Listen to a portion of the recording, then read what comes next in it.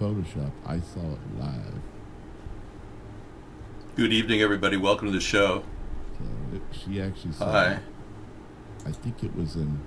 Yes, I've got a great show happening tonight. Down. I am ready to go. We've got the mic up. We got the studio up and running. Good evening, everyone, and welcome to the home show. We're finally back. I know. I finally arrived. It's great, huh? Just checking all my metrics here, making sure everything's looking good. Yeah, 10,000 miles I drove. Amazing. Yeah, we're good. Whew. Get a nice background here for Freedom Friday. Sarah picked my tie out, so I think it looks pretty sharp considering it's an old tie. Welcome to the show, everybody. I know that this is long awaited. We're going to do probably a 3-hour show tonight to start with, kind of get back into the swing of things. I'm David Sponheim, and this is America's Third Party. I'm checking on, there we go. I got rid of the static. I know you need a 5-hour show, but right now I'm trying to get iVlog in and up and running.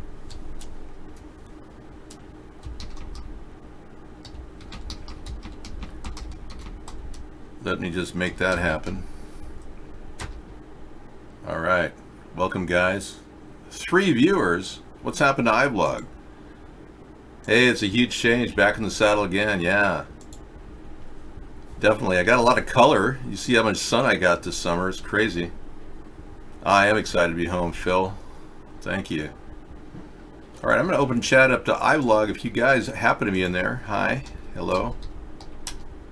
I'm so glad to be in the studio and running from a new IP and protected by VPN, which is even nicer. The problems that we've had over the past few weeks broadcasting are beyond belief. We've been kicked out of our servers, we've been harassed, our VPN has been DDoSed. I know, I've got a lot of room around that shirt collar, yeah. This is a Docker. Happens to be one of my favorite designs. I like the cut. Nice. Okay, we're going to be talking about politics, obviously, and how to fix the country. I think I could probably run my Periscope show tonight, but I'm going to wait on that. I know. The trolls are beyond belief, and they're not doing it for fun. Many of you think that these people just get a kick out of it. No, not at this rate. I've been battling trolls for 11 years, and they keep coming and coming. And you'll see them spam our show tonight, doxing us. They make $5,000 a day doing that in Nigeria. Mark apparently has orchestrated an incredible group of gang stalkers. That's what people tell me. And he makes money doing it. So we can't really start with Larry Sinclair right now. I'd rather focus on getting the camera off of the table. Let's see if I can do that. Oh, now I know why I put that on there. Okay, so, yeah. I just pulled this off, and no, I don't want to restart. Yeah. Not right now. Oh, isn't this cool? Nice little live cam exposure of the green screen. Isn't that nice? I feel like I'm in space. Yeah. Whoa! Is it my imagination or is my hair blonder? I think the sun has helped my hair.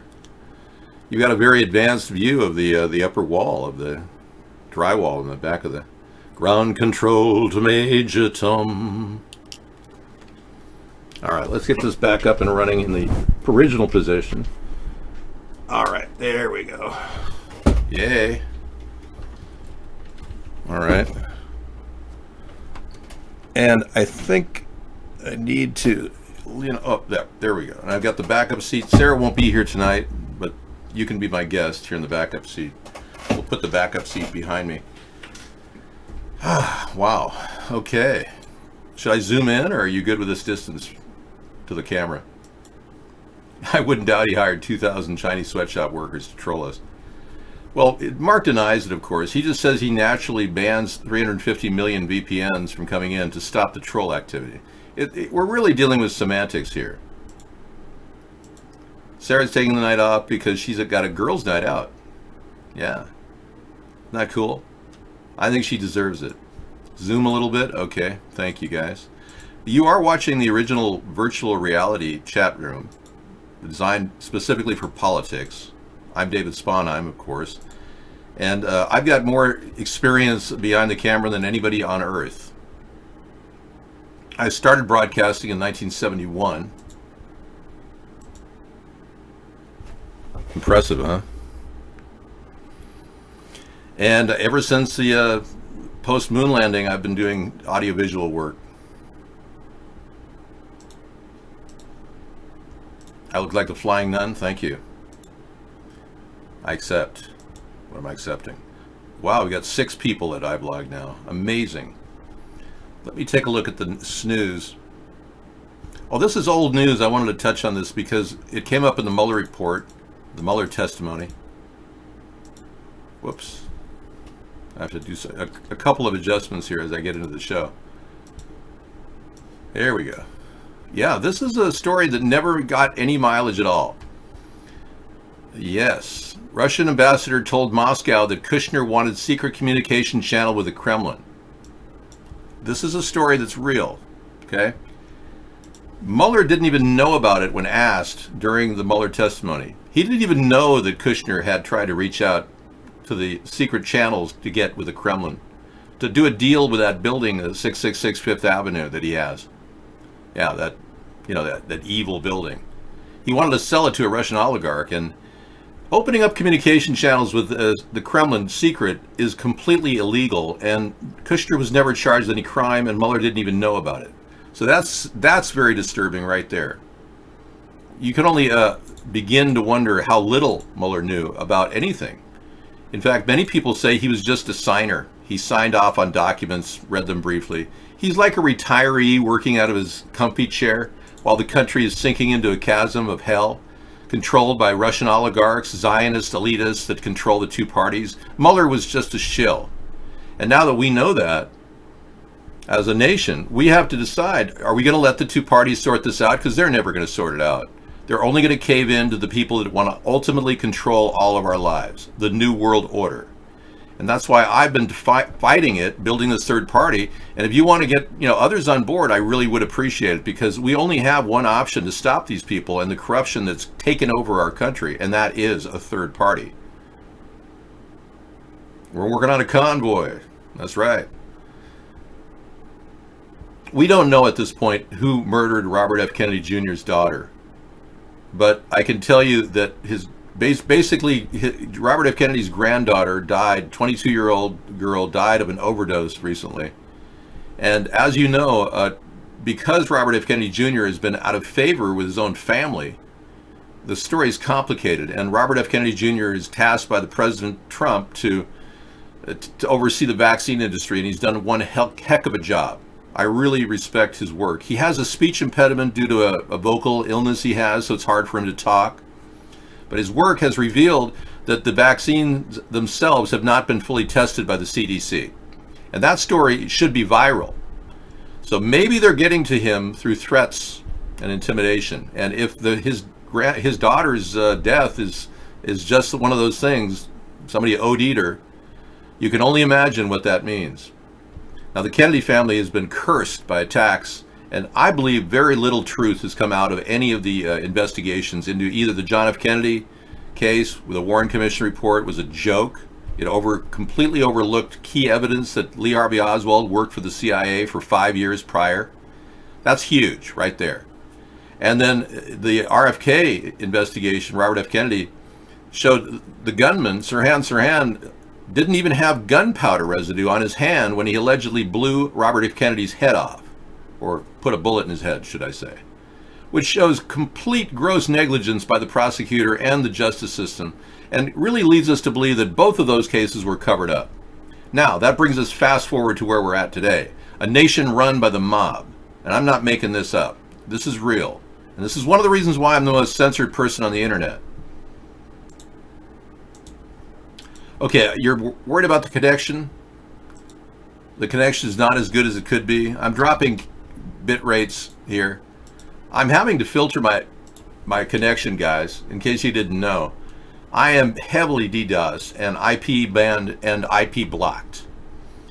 I have had to broadcast through a VPN on the trip, and I'm doing the same thing right now.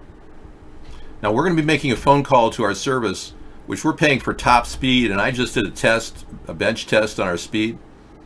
Thank you, Zelfire. I just did a bench test on our speed, and I found out that we're at 24 megabyte download, 14 up. And that's enough to run a show to 2 networks comfortably, so even through a VPN, so that shouldn't be a problem. But really, high speed should not be 24 megabyte download speeds. It should be more like 100 megabyte download speeds. Okay, so hopefully you're not succumbing to the wheat belly problem. A lot of us are gaining weight because we love pizza, and many of you are ordering pizza even though you're not even hungry. Well, your brain is being programmed to want to gain weight, so don't worry about it. Just cut back. Consciously tell yourself you don't need those extra pieces of pizza. Yeah, it's up to 11.11. I'm offering 11.11 per month if Andrew Yang or Elizabeth Warren win the nomination. And since it's my idea to do basic income originally, I'm the first American to propose it. Well, aside from Richard Nixon. My fellow Americans, I'm proposing a basic income. Okay. You got to click here. Let me see what you got. The censorship thing. Warning, we've been censored. Yeah. It's a good one. Should I just keep that? Save the image. I am not a crook. I didn't like Nixon when I first... I know, I'm telling you, you guys love pizza, just saying, because there is an opiate in the actual genetically modified wheat they're using now that makes you want to eat more and more. Most wheat, ancient wheat from Egypt, had 17 chromosomes per individual cell, wheat cell. And then the new ones have 43 chromosomes, more than double. And part of those chromosomes are all about triggering those feel-good feelings when you eat it. It's like, ah. And they say it's like heroin. I don't know about you, but I jumped into a pizza over the summer, and it was the most incredible ride I've ever had, just eating this pizza while Sarah talked to me. It was like, oh, this is so good. So you really have to realize you're going to have to put the brakes on your eating, because those pizzas are designed to make you want more. All right. And that won't lead to a long life. I don't know what to do with Yvonne. He's so full of Coin Hive and everything else. Whatever you can do. I use Opera because it's the most stable. But they're doing an update now, and I'm a little hesitant to do an update on Opera because it is the most stable. Every time they upgrade, they limit access to various websites. All the browsers do. Okay. I know he's been paid hundreds of millions by Putin. That's what I've heard, yeah. I like caffeine. I grew up on caffeine since 1985. I've been drinking a cup of coffee 5 times a day. Since I was 25. So here I am, 34 years later, 59 years old, still drinking 5 cups a day. Now, there's no evidence on the internet at all that suggests that is dangerous. In fact, quite the opposite. There's evidence that actually drinking 5 cups a day will reduce your risk of prostate cancer by 51%. Lower your tendency to get cancer because it's an antioxidant. So that's another factor. So something to think about. Plus, it reduces depression.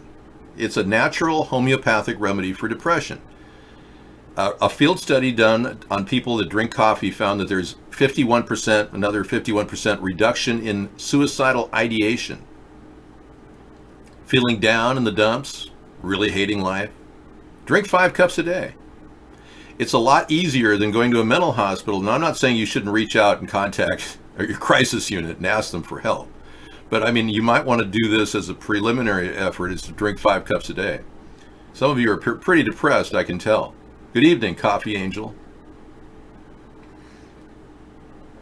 I'm just happy to be here in one piece because, as you know, I don't want to fly. And when I go back east, I go to D.C. and I visit all the major, people, important people that I need to meet. I prefer to travel by car. And it's not that I like to drive. I hate it. I absolutely hate it. I drove 10,000 miles. Sarah helped with a lot of it. She probably drove about 2,000 of the 10,000.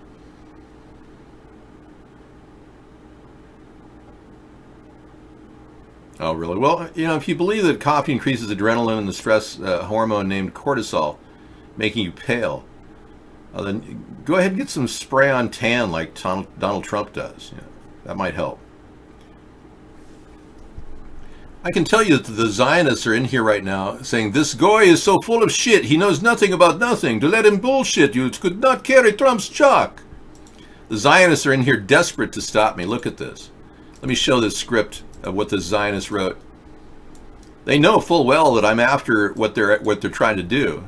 And they're calling me this guy is so full of shit, he knows nothing about nothing. To do let him bullshit, you should not carry Trump's chalk.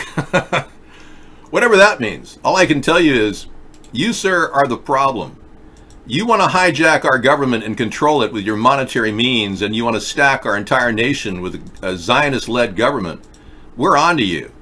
We basically figured you people out a long time ago. It's just a matter of time before your little charade ends, because the American people, and one thing about us goys, we talk.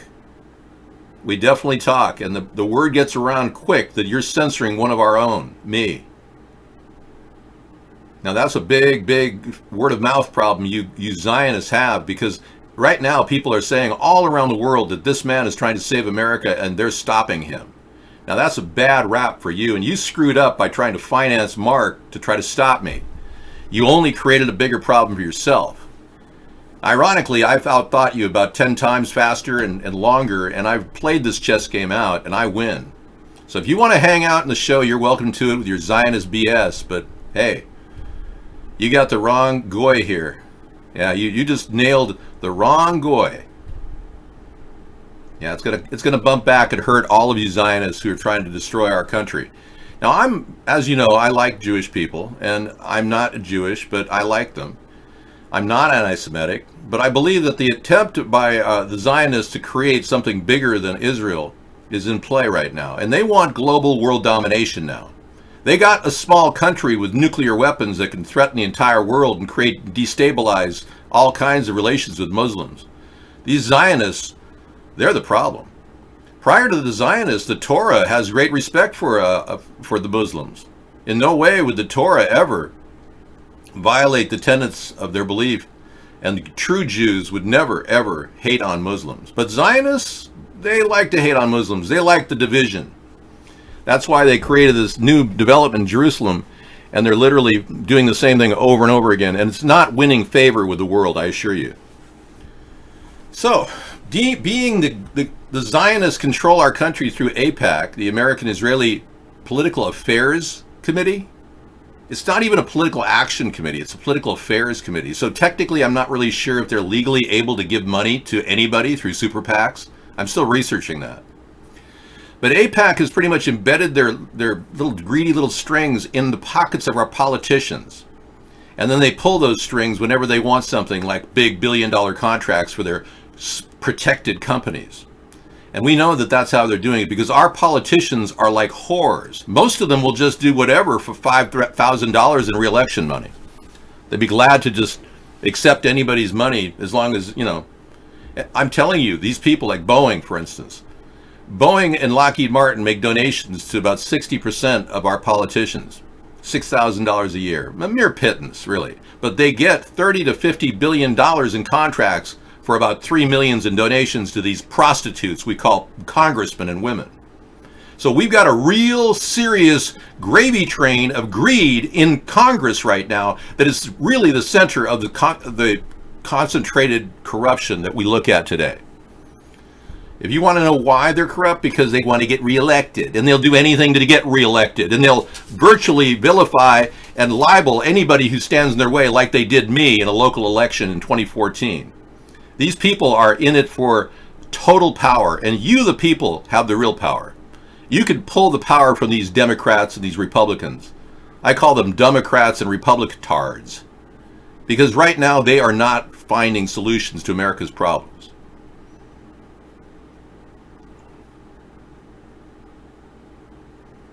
Well, please monitor my chat all you want, but you can't be in my chat. Yeah. I'm pro-Israel. I actually support Israel's existence, and I certainly support their ongoing, continued growth as a nation. I don't want any type of a new world order taking over not only this country, but the rest of the countries in the world. And as an average American, I'm going to do everything I can to stop that. The fact that they want to take over more and more is a classic example of greed gone wild. And this is the problem. It's not Jewish people that are greedy. It's the Ashkenazis, these groups of people that call themselves Jewish, which have no valid proof that they're Jewish, because as you know, the Torah says that if your mother's mother is not Jewish, you're not Jewish. Okay? So you may think you're Jewish for your own personal gain, but do not taint good Jewish people with this idea that they're greedy, because they are not. Yeah, Sarah's having fun with the girls tonight. But Freedom Friday really is about dealing with this powerful element that controls our government on the underbelly. And I wouldn't be, right, I wouldn't be trying to deal with the ongoing problem on a daily basis because of the Zionists that are trying to control our country and drive it into the toilet. I'm doing it because our country is going into the toilet whether we like it or not. The question is, how deep into the toilet are we going to land? Because right now we got a president that's bankrupting our nation, $1 trillion a year, too much spending, and a democratically led House that wants to add another $340 billion to that. So next year we'll have $1.34 trillion over budget, courtesy of Trump and the Democrats. I know. Stock market's down 3% this week. Let's take a look at the Dow. Dow Jones. Minus 98. I guess we kicked that guy out of the room. We have to kick some people out of the room in order to clean the room of these Zionist pigs that come in here. Wow. Okay, it took a tumble, about 3% correction over the week. Yeah, 5 days. We're not happy with Donald Trump. Right. And Dow Jones is sharply awaiting Trump's word. It's down sharply, and they're awaiting Trump's word. 253 points because tariffs fed too much too soon. The Dow is tumbling again because new tariffs and federal uncertainty are too much to handle. Exactly. And this is exactly what happened prior to the 29 crash, in which our President Herbert Hoover was blamed for everything. And I told you this week that I went to Herbert Hoover's homeland, where he grew up, and visited his home little town. And boy, they painted that guy out to be the cause of the Great Depression. And I was quite impressed with West Branch.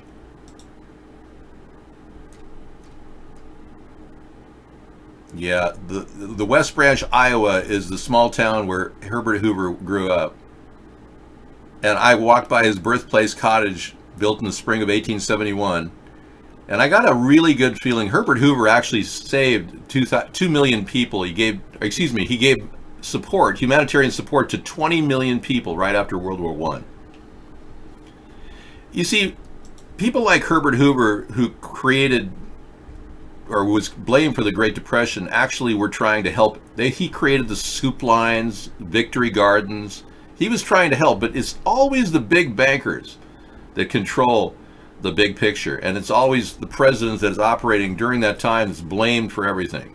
I was really impressed with the Department of Interior, their entire presentation of what they've done there.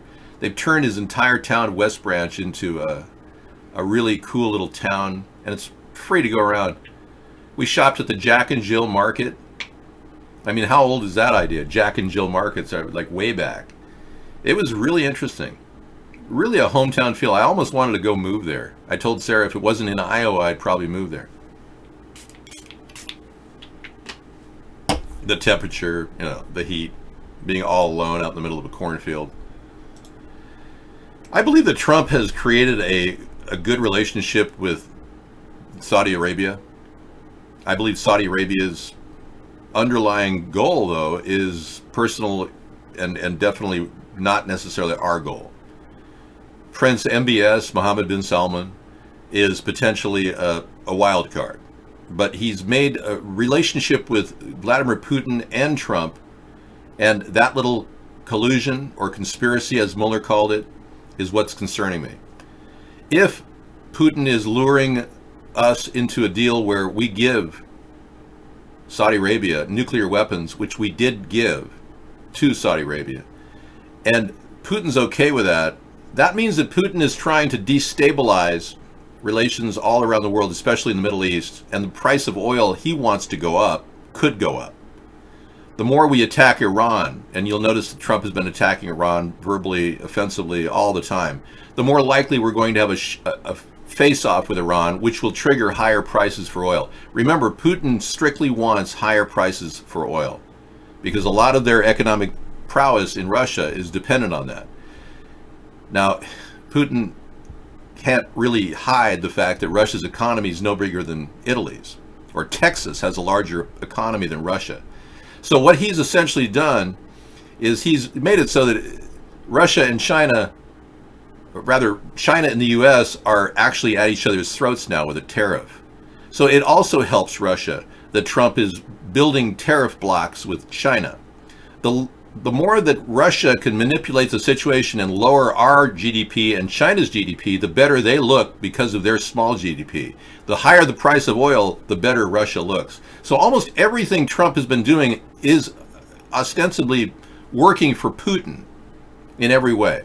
And now we know for a fact that he was blackmailed during the early stages. Yeah. People wonder, how did Donald Trump develop a relationship with Russian oligarchs? Well, this is the connection, the odd Shabbat connection between Putin and Trump. WashingtonMonthly.com has a story.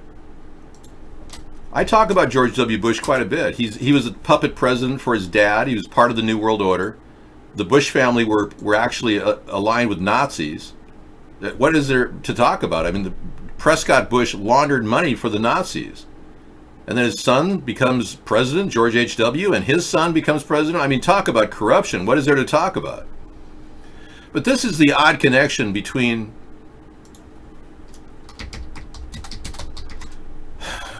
Putin and Trump. Whenever Donald Trump's daughter, Ivanka, courting Jared Kushner, wanted to meet and go to services, they'd go to Shabbat Leibovich. And this Shabbat Leibovich was a place that was directly connected to the big money in Moscow. They work with oligarchs all the time. That's how they became the largest synagogue in the United States. They have outreaches all around the world. So that's the connection that Donald Trump has to the Russian oligarchs. We're talking about a Zionist cabal all the way up through both Russia's government and our government. And that's why they don't want to pursue any charges against Trump, because that cabal is all the way right into Congress. We've got senators like Mitch McConnell and Lindsey Graham working for Russia.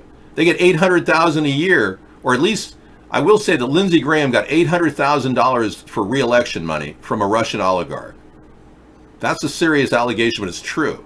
Mitch McConnell did too, and the Democrats got Russian money too. So if you're beginning to understand the need for a third party, that I'm trying to paint you a picture here, we're not going to be able to get out of this because these two parties are completely controlled by these Zionists unless we have a third party. And we have to always be very careful about what we can believe and what we can't believe, because right now our government is lying to us in a big way. We've got false flags happening that make us think that gun control is our only way out. We've got underlying players like George Soros trying to fund rioters and protesters in areas like Baltimore. They're getting ready to have another problem in Baltimore. Trump even talked about it this past week. You want to talk about Larry Sinclair every night. Is that a joke, or do you not care about how things are in China? China. China. People say, oh, you don't like China. I like China. I love China. China all the time. China. When was the last time you heard China? Yeah. Anyway, we can distract you as well. Larry Sinclair is a gross case of distraction. It's like me blowing off firecrackers in the background.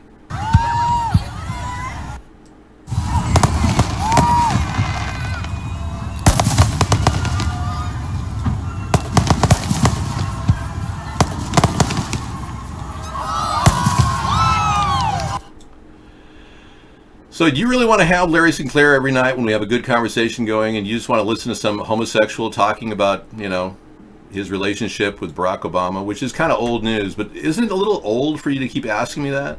Wouldn't you rather hear Donald Trump sniffle?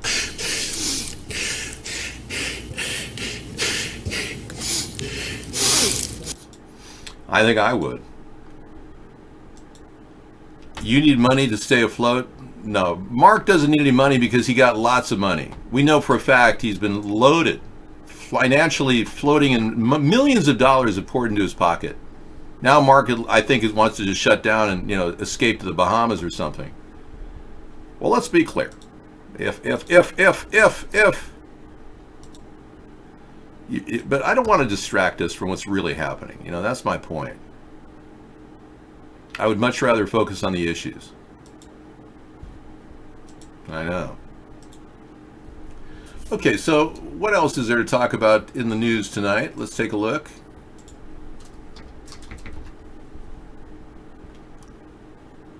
News. Google News. I am checking.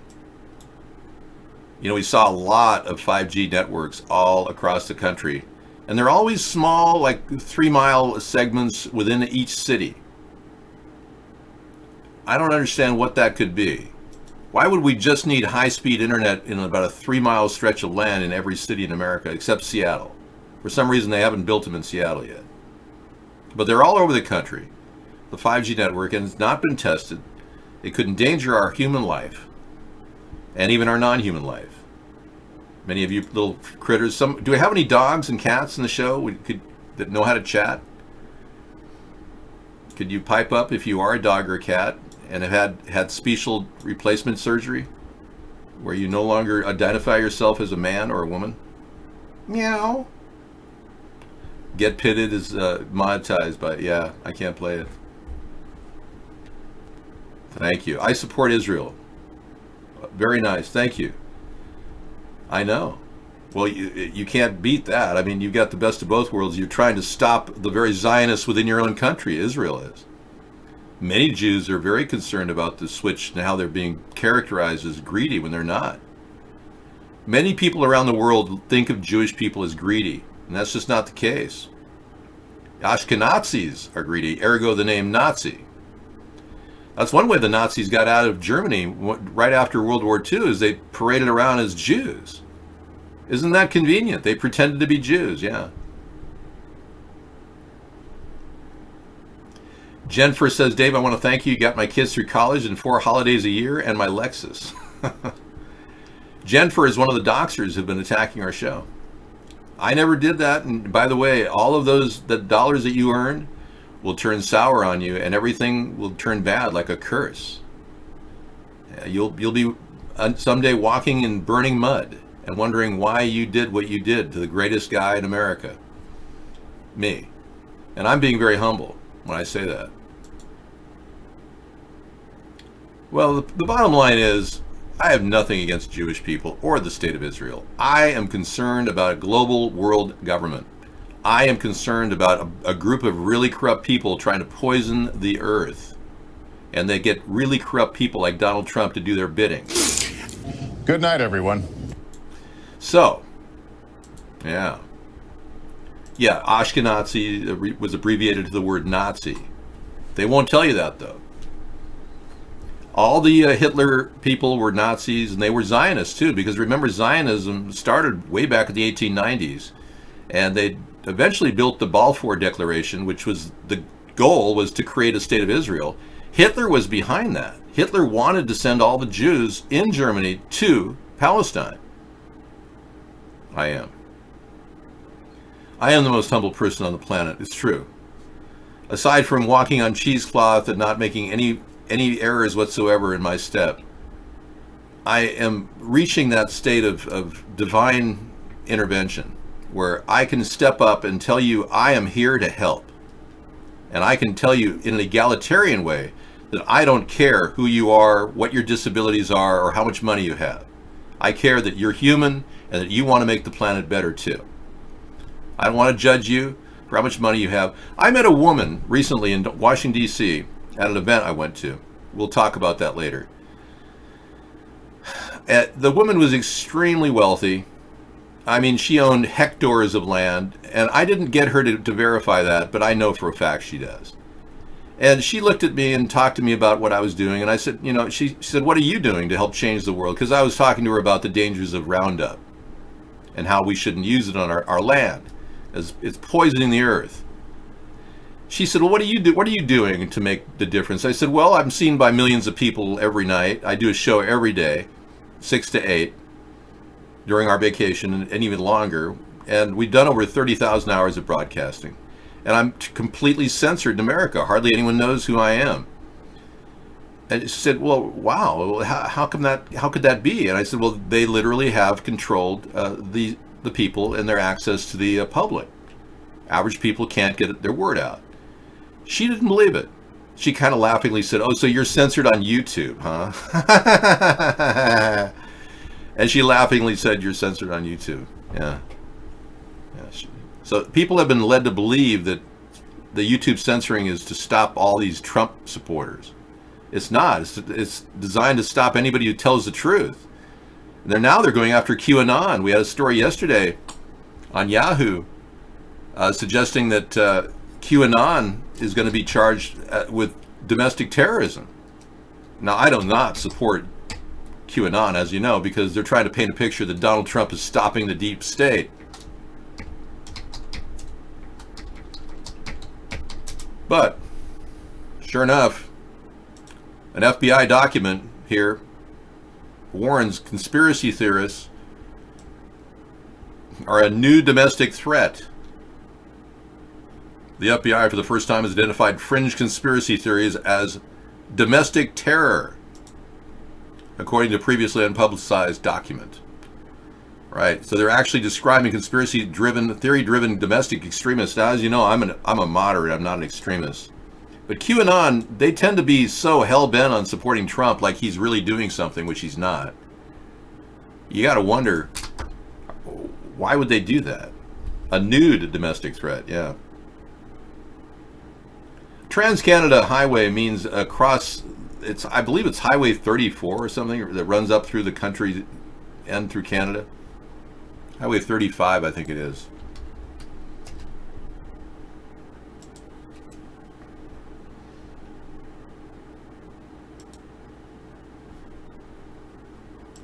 Yeah, let me take a look here. I was often wondered about the Transcontinental Highway.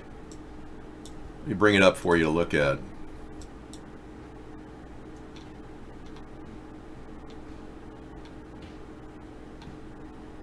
Yes.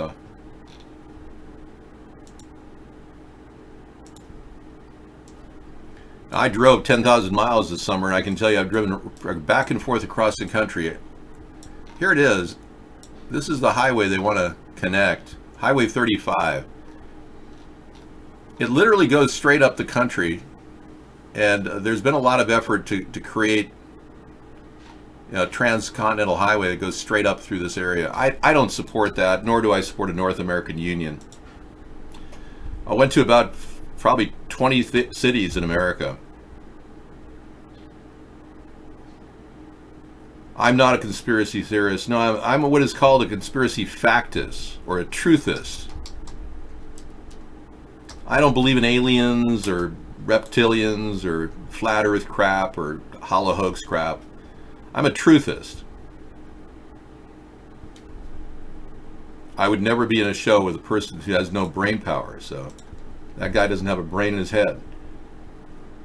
Yeah. Well, I saw America up close and down and dirty, man. Welcome 53 viewers over at iVlog. Yeah, I'm back from my trip and I'm doing the show, just kind of expand probably a 2 to 3 hour show tonight, kind of get back in the swing of things. No, the storming of Area 51 by 250,000 to a million people is a complete CIA plot to make it appear that people have will and a mind of their own. There aren't really a million people wanting to storm Area 51. That's just a BS story created by Allied Signal Corps. They do that making websites all over the place to try to create the image of popular support for such things. There's only a few people allowed into the iVlog show. They shut down guest chat a while back, and now you can see they're just pouring in. They shut down guest chat to everybody over at iVlog over the past 3 days, and now you can see people just want to come in like crazy. When they're opening the tap on our show, you know that it's beyond their control. There are literally millions of people trying to get into our show right now. I'm not making this up. And one of our big goals is to get a new website going where unlimited guest traffic can come in without having to sign in with email verification like iVlog is now doing. Well, I can tell you that the people in the country are looking very scared. I look at everybody and I see fear in their eyes. It's very, very messed up. No, Trump makes up stories. I actually have verification. I'm not a liar. Trump is a total liar. Big difference. Now, unfortunately, that man is not able to communicate with an intelligent thought, so I can't talk about him. I know, it's all over the place, Stormy. The fact is, people want to come in here left and right. Mark has kept the numbers down. We have millions of people wanting to chat here, and every time they click on that link, they get ATP show is not currently not operating, when in fact we're up and running. No, that's not true. Our viewership around the world has been sustained because of the 2-hour show, and I've been uploading our videos to our YouTube up until last night when I just literally had to bail. I have another video I'll upload to our site from last night. I didn't get a chance to do it. Great show, by the way. We did it from a mobile Wi-Fi hotspot, and I handpicked these places for really quick server speed, and it was great. I would do that show again in a heartbeat. It was really easy to do. What we do is I pick a restaurant where it's like lots of noise around me, and then I find a little cubicle in the back. And a lot of the new restaurants or fast food restaurants have this ability, and with little AC plugs, because a lot of people charge their. It's common now across the country. I am back from my terrible vacation. This person, T. Rucker, is a person who faked his death multiple times, and he's promoting a show called Ghost Politics, where he pretends to be a person taking up my channel. Just because I went on a 5-week vacation doesn't mean that somebody's going to take over my viewership. We are cutting edge, and we will continue to be cutting edge. We're not preaching cynicism either. I'm preaching optimism. And that's something that most people can't handle. We've actually lost some people in our show because they are cynical apathetics. They can't hang with us. I believe that the American people can become aware, and that's our only hope. We're trying to make people aware of the dangers of the two-party system and how it's completely corrupted. It doesn't take a lot to realize corporations are taking over our world, and we, the American people, have virtually nowhere to turn for political support. I mean, it's pretty obvious. Yeah. The fact that Mark Vaughn is trying to solicit money is on him. I can't tell you what his finances are. I don't have a subpoena to get his tax records, and I can't verify if they're real or not. But if they're not real, then he would be charged with a crime, a felony, and then it would extend to everybody he's paid off with the RICO Act. We would use that tax fraud if indeed he's engaged in that. But we can't even get a subpoena out because right now we can't verify that this is an actual, a real event happening. Unfortunately, because there's no laws in place to prevent this type of censorship, we're out there trying to fight for our freedom based on the Constitution. My equal protection of the law is being violated because he treats me differently. My free speech is being suppressed. My right to an election and to an audience is being suppressed. He's violating FEC law, which is a Class C felony, by limiting exposure to the American audience so that I could get donations. Now, one of the big sources of evidence I have is my donations were like this on blog, earning more and more money, and I'm not talking about a lot of money, like $2,000 or $3,000. And then as soon as Blog TV got bought out for $5 million, a mere pittance, and then completely shut down, and you now bought it out and basically did nothing with it. Once that happened, I guess 6 years ago, I went to Mark Bond's site and we started broadcasting. As soon as we started broadcasting there, something strange happened. Our donations flatlined and then dropped, and then continued to drop until today, where we're getting hardly any money from American citizens and the rest of the world cannot donate.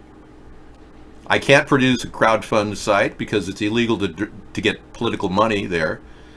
Michael Albinetti did that, and he's going to be facing some serious recent charges about extortion for about Nike. That's something that Michael Albanetti's up to, but he crowdfunded over $430,000 claiming he was running for president. You can't do that. I was under a very, very bad lighting, and when I said you said I was looking haggard, is because we were doing motel video. I mean, you can't get any more basic than that.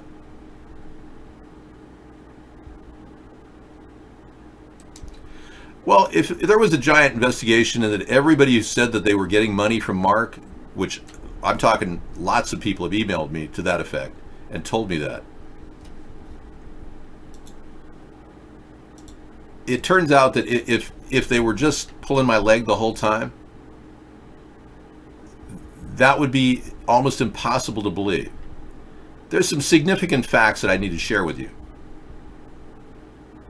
They all had great gyms. Every one of the hotels had great gyms.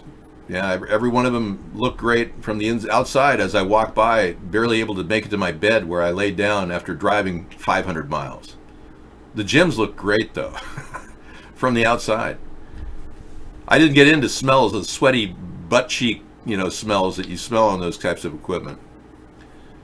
Not that I'd want to do that.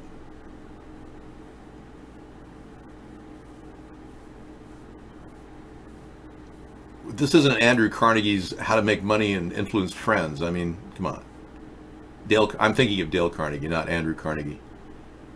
We're not here to support materialism. If you're here for that, why don't you go look at the stock market and waste your time? No, the fact of the matter is, I've had a solid zero growth for up to 9 years on YouTube and on Twitter. We literally have had the same number of supporters, and people that follow us on Twitter have been the same number for the past 9 years. It hasn't changed. The number of subscribers on YouTube has not changed in 9 years. I stayed at a few 3- and 4-star hotels, unfortunately. I've had a solid zero growth for 9 years. Now that's in lieu of reaching 20,000 hours of broadcasting, reaching millions of people. Another example is I had some metrics I looked at on our recent attempt to do PolitiChat in our show. And the metrics showed me that there were 15,000 impressions in two or 3 days on one of our shows. And not one person followed us on Twitter. I'm sorry, but that's impossible. It's impossible to have zero growth in 9 years with this much coverage and this much reach and this much penetration.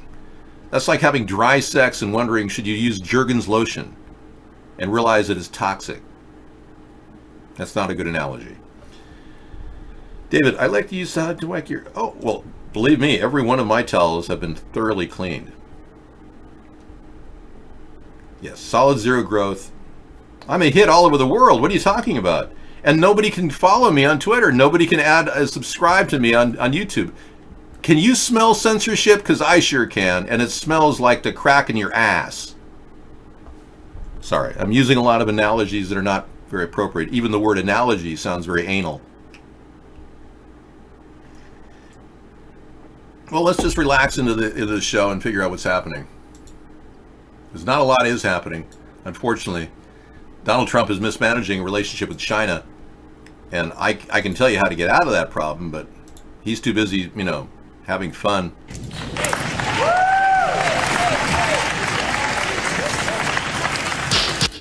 You see, they're conspiring with each other. The two-party system, they're never going to help you. No, I just mentioned the word anal and it automatically triggers all the Howard Stern viewers to come in and say, oh, yeah, sure.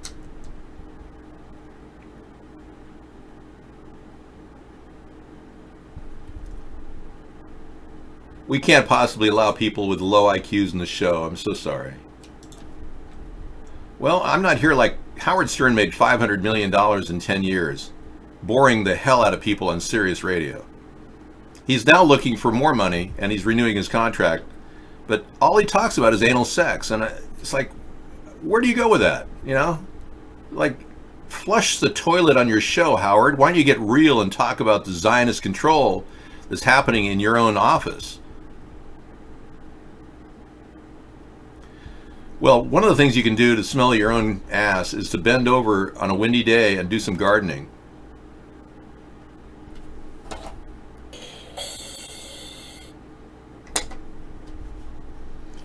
Okay, chemical exposure. Train derailment shuts Trans-Canada Highway in southern Alta, prompts evacuation.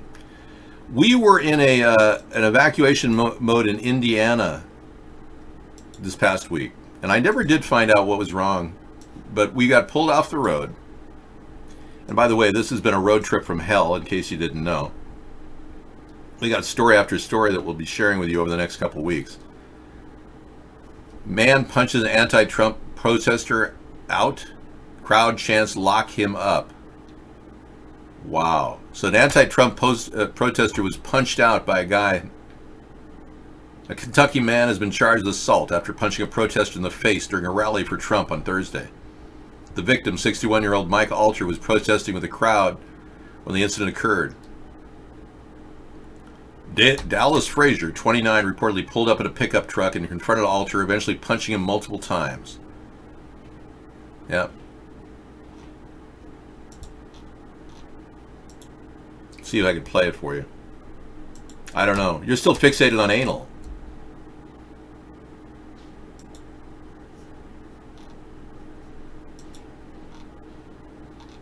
Lock him up. There he is, the guy that did it. He looks like a real Trump tard, doesn't he? You wouldn't be saying that if it was he standing with you. He'd beat the crap out of you, buddy. Try me. All right. We sparked a real good discussion about something tonight. That's going to play an advertisement. Like I really need that. Don't forget to buy this new product and then find out about a guy who beat somebody up who didn't support Trump. No, I know moves. I have a drop kick move that'll pretty much destroy anybody. Took years to perfect, too. Okay, I'll go on Periscope. It's been so long, I don't even know what it feels like. There it is. It's going viral. Here we go.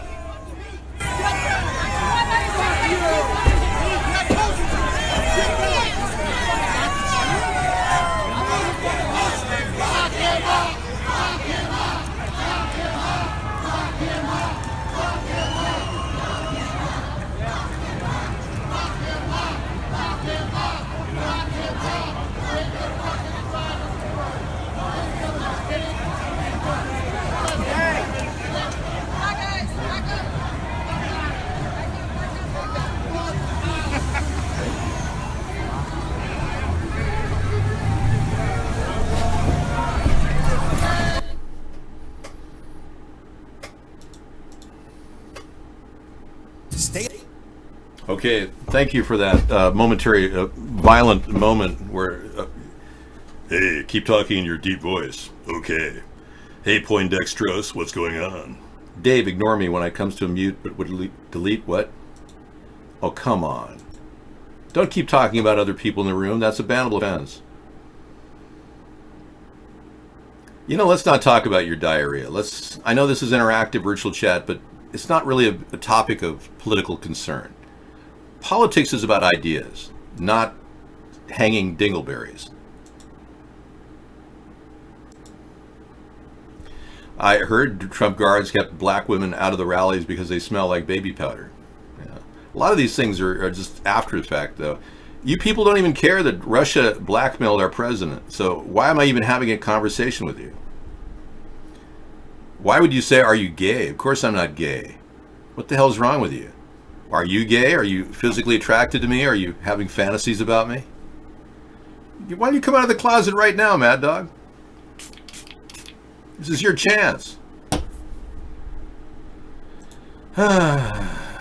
You're working with my jokes, and I appreciate that, but I'm not gay. So that's a battleable offense. That's why he's asking, yeah. I have a car. We went back and forth in the car, and it broke down 100 miles from our destination. It didn't really break down. I could have driven with a check engine light, but it put the fear in me. And that when I turned off the engine, it wouldn't start again. It already happened a couple times in the trip. And of course, we brought it to the dealer. Dealer looked at it, could not replicate that problem. Nothing wrong with the battery, nothing wrong with anything. But so all I can assume is it didn't start because God did not want me to go down the highway. Something interrupted my parking mechanism. It made it so I couldn't even turn it on and park. So I had to put the damn thing in neutral. And thank goodness I found a good Samaritan who helped me. And it was like the voice of God coming out behind me. Yeah. It's Dave time. Sponheim. Time for Sponheim. I spray my fruit spray during my daily life every 15 to 20 minutes now to maintain my freshness. No, God's done talking to me, no. But I heard a guy who sounded, really nice. And as I was wondering, gee, why is my car not starting here in the middle of a rest area at 93-degree weather? And sure enough, he says, hey, y'all having problems with your car? And I swear, I never liked somebody talking to me in a southern accent more than that. Thank you. Y'all having problems with your car? I mean, I said, yes, I am. What do you know? And he looked at it. He said, well, we got to get some jumper cables. He says, we're going to get... And I had jumper cables. We trickled it for a while. I couldn't get it to, but the lights were all on. Battery was fine. Something in the connection. I have to assume that it was divinely inspired. I know enough about cars to tell you it most likely would have been a starter. There was no clicking sound, though. That was weird. It just didn't make a connection. What did you eat on your trip? Well, last night I succumbed to the dollar menu. And I probably shouldn't have, but I had a couple chicken burgers. Yes. You're 16 years younger than your husband. There you go. David, we cannot allow you to make these statements in here. You have to stick to politics. Elevate your dialogue about 80 IQ points, and then you can stay in the room. Right now, you're talking about your butt.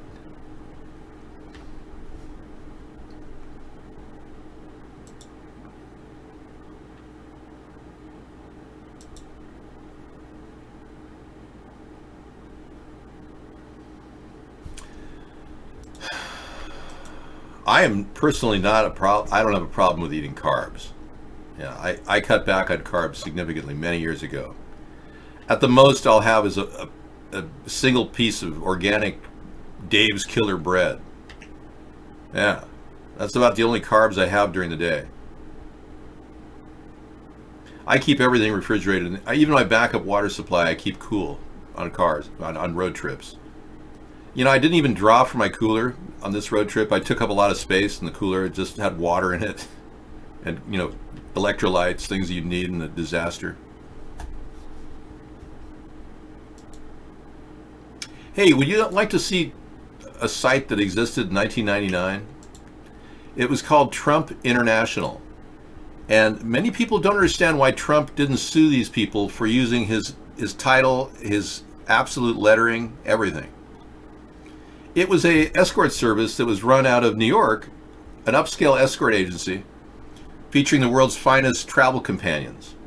Now, if this really did belong to Trump at the time, and that's probably why he has trademarked the word Trump escorts in China. Oh yeah, I've got to go live on Periscope. Hang on. It's possible that Trump International, and I'm going to give you a link to webarchive.org, you can see this. It's very possible that Donald Trump was a pimp. Yeah. I know this is hard to believe, but everything about Trump looks, looks pretty, pretty shady. So saying we have a pimp for a president is really not that big of a stretch, because he never sued these people. There's no record of a lawsuit filed against these people who used his name in 1999, claiming to offer escorts at all his hotels. So I'm a little concerned that we do have a pimp for a president.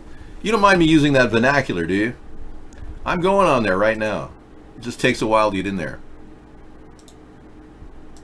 Not everything happens instantaneously, sir.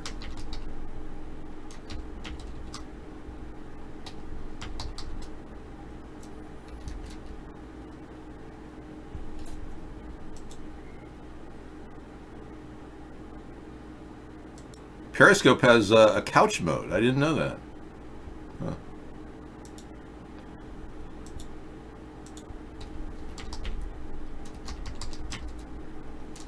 You know, I think Opera got rid of all of my links. I wonder if Firefox has it. Would I pose for Playgirl for $100 grand? No. I don't care about money. Somebody offered me $300 million to cease and desist what I'm doing. I can't be bought. I'm the unbuyable presidential candidate. Money means nothing to me. I have more than enough. I got enough to buy some rice and beans for the next day. That's plenty for me. Yeah, I'm having a hard time getting into Periscope tonight. Not good. I'm waiting over there too. I'm trying to find a way in which I can find Periscope. Huh. Yeah, unfortunately, my TV aspect is not working right now. I can't get in there, I'm sorry. And unfortunately, unless I get in there, I've got to go to producer.periscope.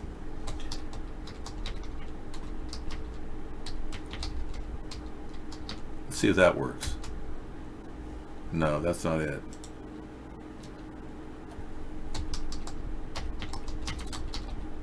Let me see if I can get a link.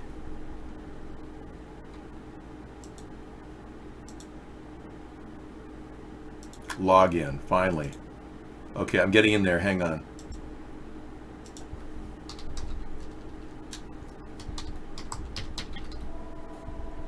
Hold on. Hold your horses. You mind?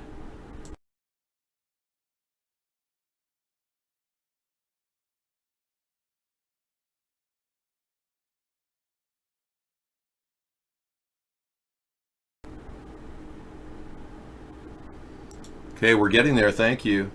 I'm waiting to get into Periscope. I'm having to do a few conniptions. Thank you. I'm waiting to get into Periscope. I'm having to do... all right. Okay, ATP travel show.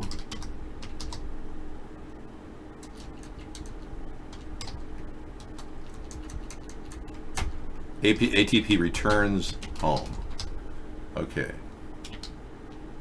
Thank you for coming into Periscope.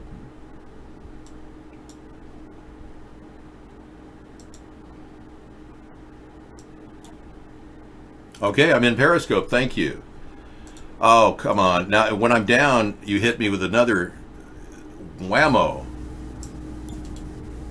Oh, yeah. And then you say, Dave, I want the guy who says, what's happening, dude? Okay, here he is. What's going on?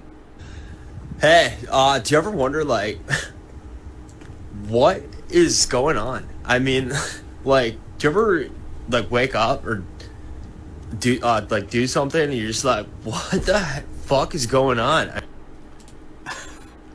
And he's made a lot of money doing these videos. He's cleaned. He literally cleans up because he doesn't say anything. You can make a lot of money on YouTube if you don't say anything at all. Yeah. You give this guy money to his YouTube. He's great. Well, I'm going to kick you out of the show. Yeah. Anybody who give this guy money for his YouTube is an absolute moron and shouldn't even call themselves a person. Yeah, you don't deserve to be in my show, sir, if you gave that guy money. The guy's a YouTube whore. I mean, it's obvious. Anyone who doesn't say anything is going to get kicked, basically get all kinds of AdSense dollars, and anyone who says something is going to get kicked on YouTube. Hey, thank you. The background was inspired. I do take calls, yes. I'll be getting in the other room and picking up the phone, but right now I was trying to get into Periscope, which I'm in. And I have one viewer. I mean, I did all that work for one person? Thanks. Thanks. And that's another thing. Periscope is part of Twitter, and they censor me over there. They don't even give me any representation. I'm just saying. I'm just saying. Okay, now I got to get up out of the chair. Activate motor function.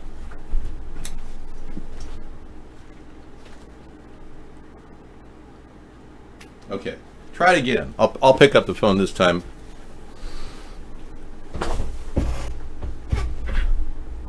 I've got the phone ready to go. I'm staying in Periscope. We're live and we're working on 3 networks now, and we're rolling through a VPN, so everything's good. The problem is Trump has all these personal company issues that are contaminating our relations with China. Trump's companies have at least $650 million in debt, some of it to the Bank of China.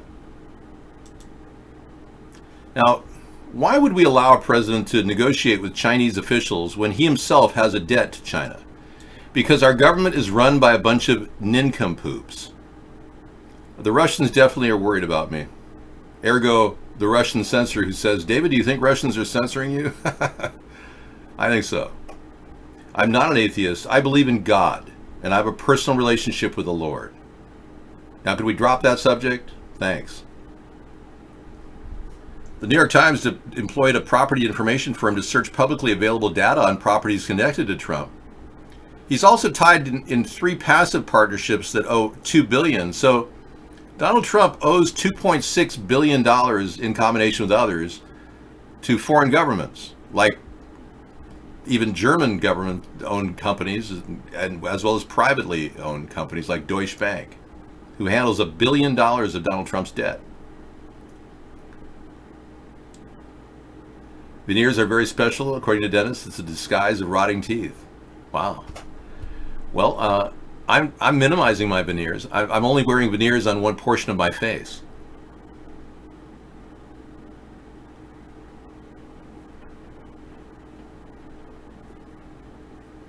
Veneers are us.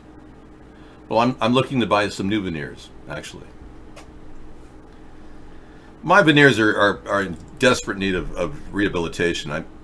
My veneers cost $600. But I've got to get a new set. It's got to happen. Yeah. It's time.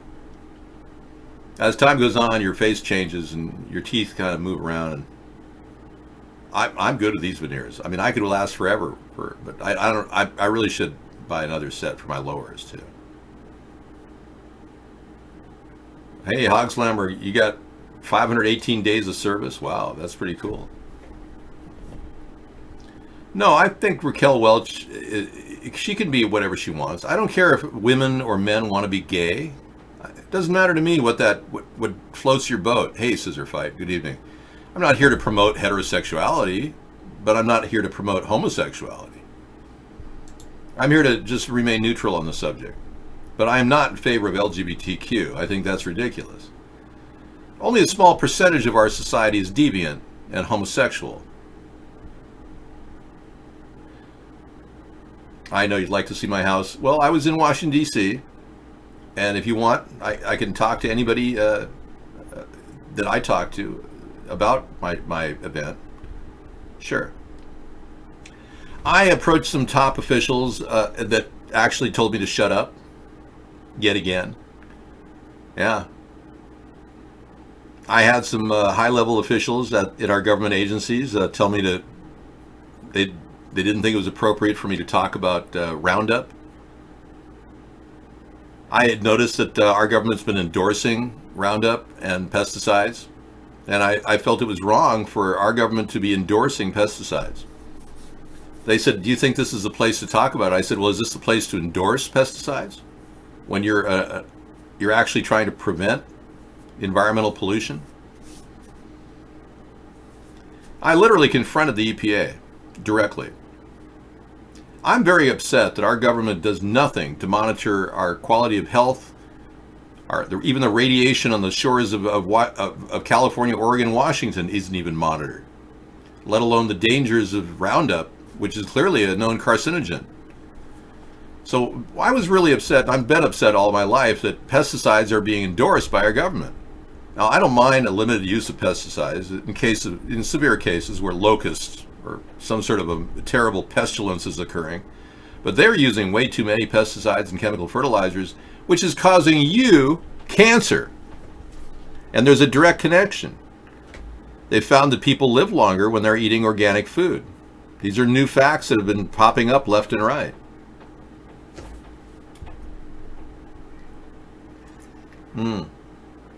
Well, we had a really good time when we did. When we didn't have a good time, it was bad. It was so bad that last night, when we were arriving home, the car literally started acting up again. So we pulled into a dealership, and we got a loaner. And I was lucky to get that. So, I'm very lucky. And they looked at the vehicle, and they're basically giving it a lot of little repairs that I think it needed after 150,000 miles. So, I was never in Vietnam officially. People say I was in Kosovo, but that's not true. There was another person named David John Sponheim there. He spelled his name differently than me. His middle name was John. Mine is Jon. He died. He was a second sergeant in the Air Force and was highly trained expert in many different areas. Extremely dangerous. David, don't leave a Periscope. There are 70 senior citizens watching me in Ecuador. Thank you, E-Room American. I don't believe in credit. No. Oh, Alexandria Ocasio-Cortez's chief of staff and communications director will depart her office. I wonder why. Well, let's be clear.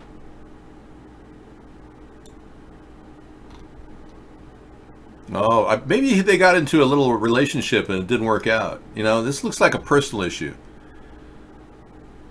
Her chief of staff, Sakit Chakrabarti, after joining other members of the freshman class of Congress for a group photo on Capitol Hill 2018, he's departing. I wonder if he was like trying to hit on her and it didn't work out. Hola, senior citizens in Ecuador. Buenos noches. Or buenos tardes, depending on what time of day it is. So that's pretty interesting. Sakat Chakrabarti, her chief of staff, and Corbin Trent, her director of communications, who through their work with Justice Democrats, you know about those commies, will leave the lawmaker's office. You know, I'm so tired of hearing about Ocasio-Cortez. It's pathetic. But thank you for sending me the link. At least we're aware that the left is constantly mobilizing and trying to rip the Democratic Party a new one. But Pelosi hasn't done nothing to advance the Democratic Party. So many people in the Democratic Party are asking, should they become pro-Ocasio? The League of Four progressives that are trying to create solutions. You know, I don't think the Democrats can even think of becoming both a new party, reinventing themselves, and becoming centrist because of people like Ocasio-Cortez. Because they are constantly pushing a message of constant permissiveness and giving in to political correctness and trying to make it so that we all become lesbian, bi, gay, or transgender. They want us all to become gay. Or worse, tax all of us for nothing that we've done at all, but just keep taxing us. The Democrats really are ruining themselves. I agree with you. Good point. Hello there, Mitchell. I like that. You guys can actually chat instantaneously in Periscope, and I can see you. But I can tell you that...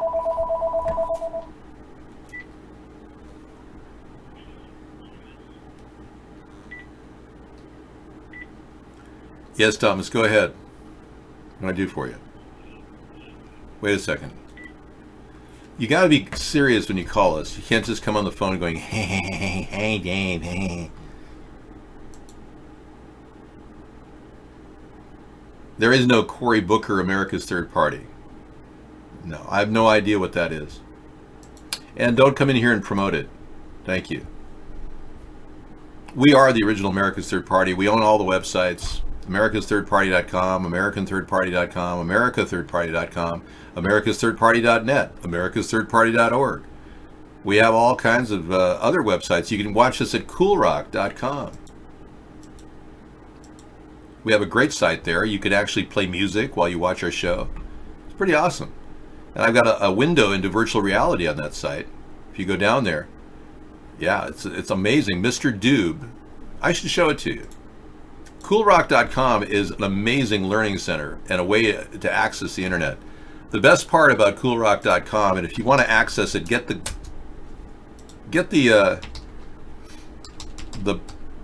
Opera browser. It'll show up on Opera. Because some browsers won't show it because it's an HTTP site, which is perfectly fine. It's not dangerous. But what you have to do is you have to enable it and click Enable Browser, and then enable your browser so that Flash can play.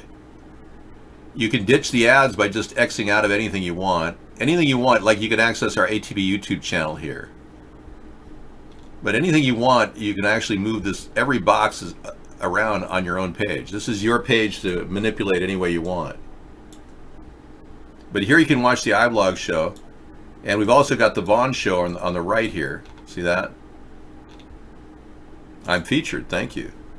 And then as you go down to Cool Rock, you can actually play music with a computer.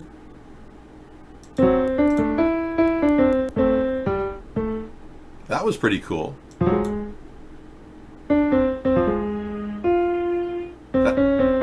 Whoa, that's the computer's response. Hola!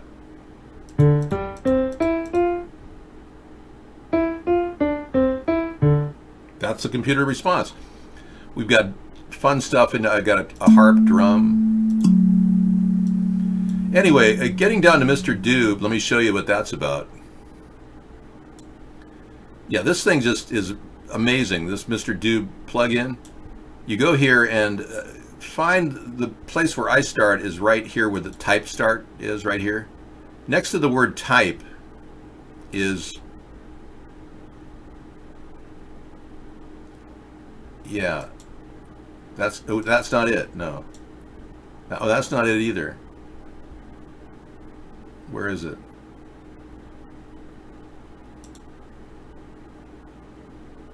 Okay, well, I'm looking for my VR world here, and it's missing. It's upsetting me. I'll have to get back to it. Yeah, I've lost my VR world. I'll find it. Anyway, VR is in there. You can find it and have fun with it. Not Mr. Doob, Mr. Doob. No, Alexandria. Majority of House Democrats now support Trump impeachment inquiry. Good. That's why the Democrats won the midterms, because people want impeachment. Trump doesn't get that, because he's basically been given a pass by the deep state. They want somebody they can control, and they're not going to produce an impeachment process. But if the Democrats finally realize that's what their purpose is, maybe we'll get some headway.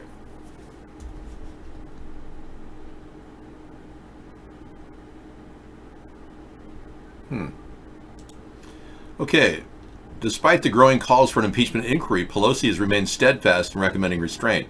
I think they should impeach Pelosi. I think the Speaker of the House should stand down. She's standing in the way of valuable inquiry, and we've got more than enough to process a veritable impeachment thing against Donald Trump. I mean, it doesn't take a college graduate to even recognize all the different crimes Donald Trump has committed.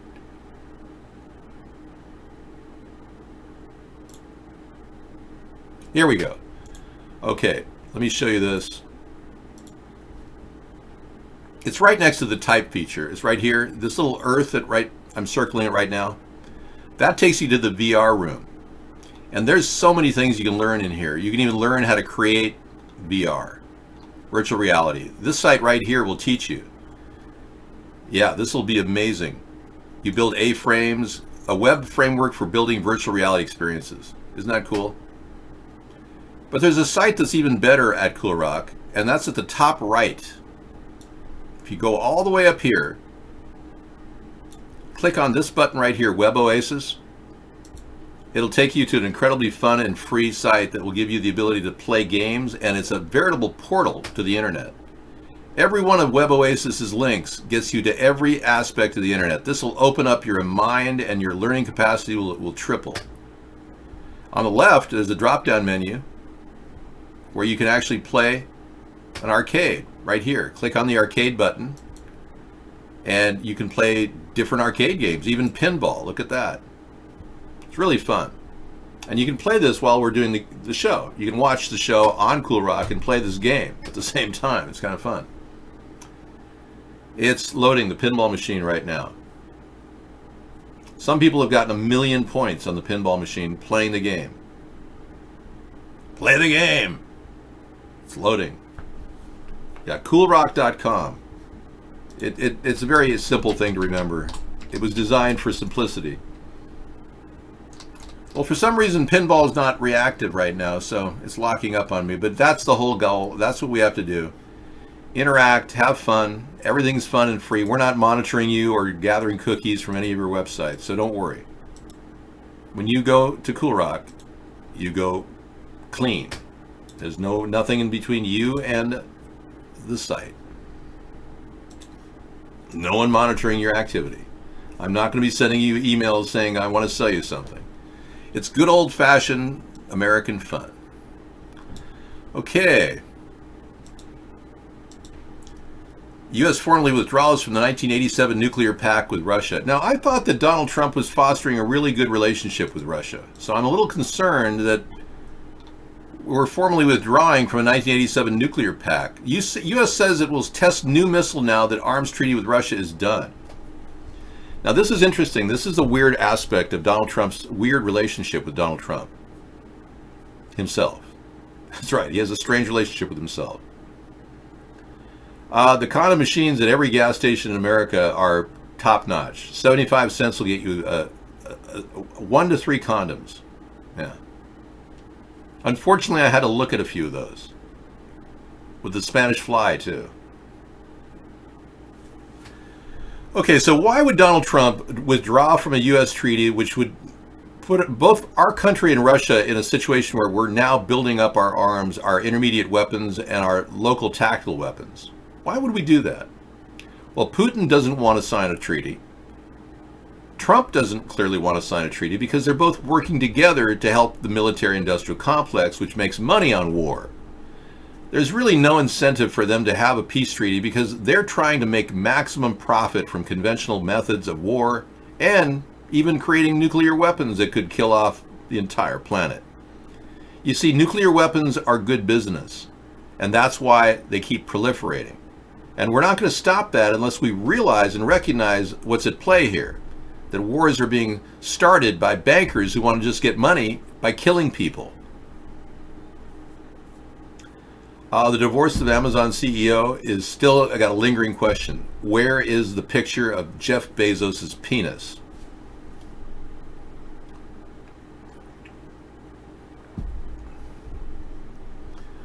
It's true. Jeff Bezos has a penis. But what's more true is that the picture of the penis was out there. Saudi Arabia may have accessed it. So I believe that Jeff Bezos has been compromised. He hired a top cyber security guy who found out that it wasn't his new girlfriend's brother that revealed the picture of the penis or any of their actions online. It was actually Saudi Arabia listening in to his conversations when he was over there. I'm thinking they're blackmailing him. Yeah. I don't know what to say. I mean, I know that Jeff Bezos has got an investigation going right now, a deep one, to try to figure out how all this happened. But so far, no one's seen the picture of his penis, so I guess somebody's being paid off. Now, I could care less what his penis is or anything about it, But the point of the matter is, he's not the only one who has a penis picture out there. Our president does too. That came up in the Mueller investigation. But Mueller himself wasn't even asked about it by the Democrats. Concord Consulting and Management was one of the Russian firms, the 12 firms that Mueller accused of controlling the election. Well, they legally countersued. They were the only ones that countersued, and they insisted on getting a reveal of the inventory in Mueller's file, all of it. So Mueller had to delineate all the different things in the file, and one of those things in the Donald Trump file was a sex selfie. So you tell me what a sex selfie is doing in the Donald Trump file. That's what I want to know. And then right after that, Mueller acted like it would be illegal to talk about it. It's a national security risk. Now we're finding out that Mueller knew all the while that Donald Trump was being blackmailed over the dossier, and for 2 years didn't even take it to a higher court. I would be charging Mueller with a crime right now if I were president. He would be serving jail time for what he's done, or not done for that matter.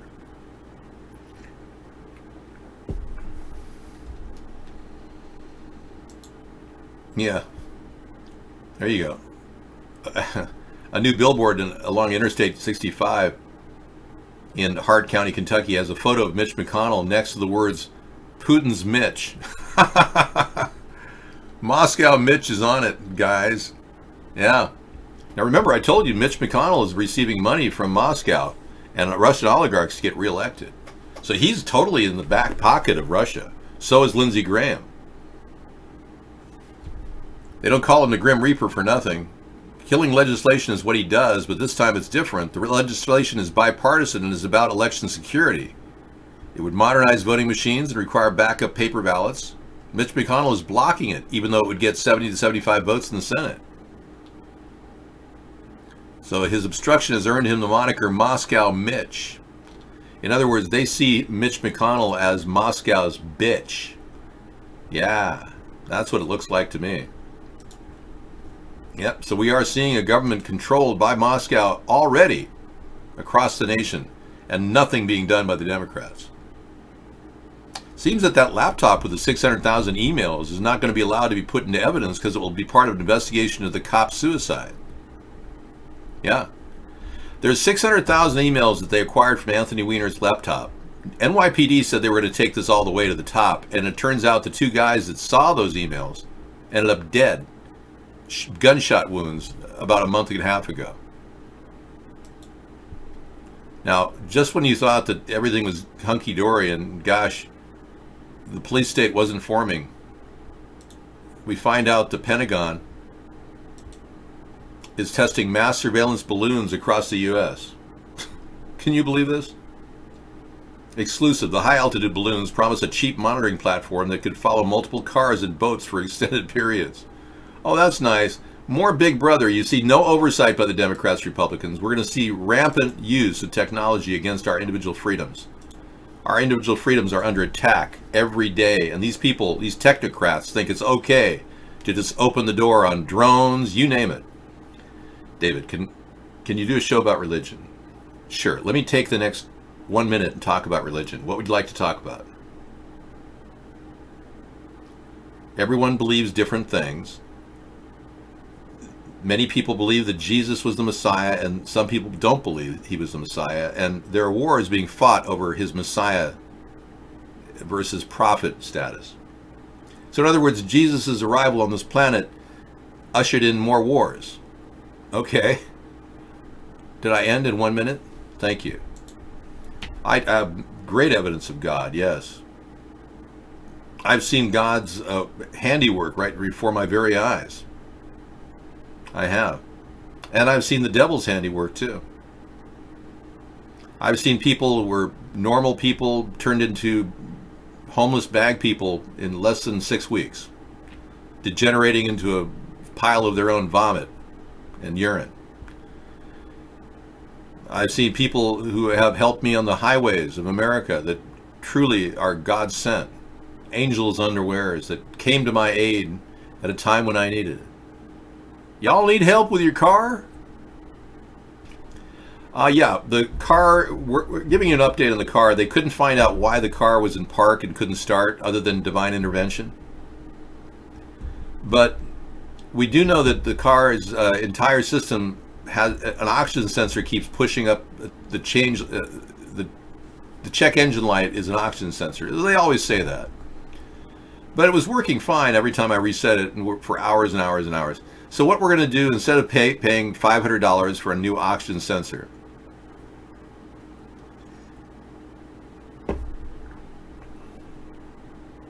I can explain why kids get bone cancer, sure.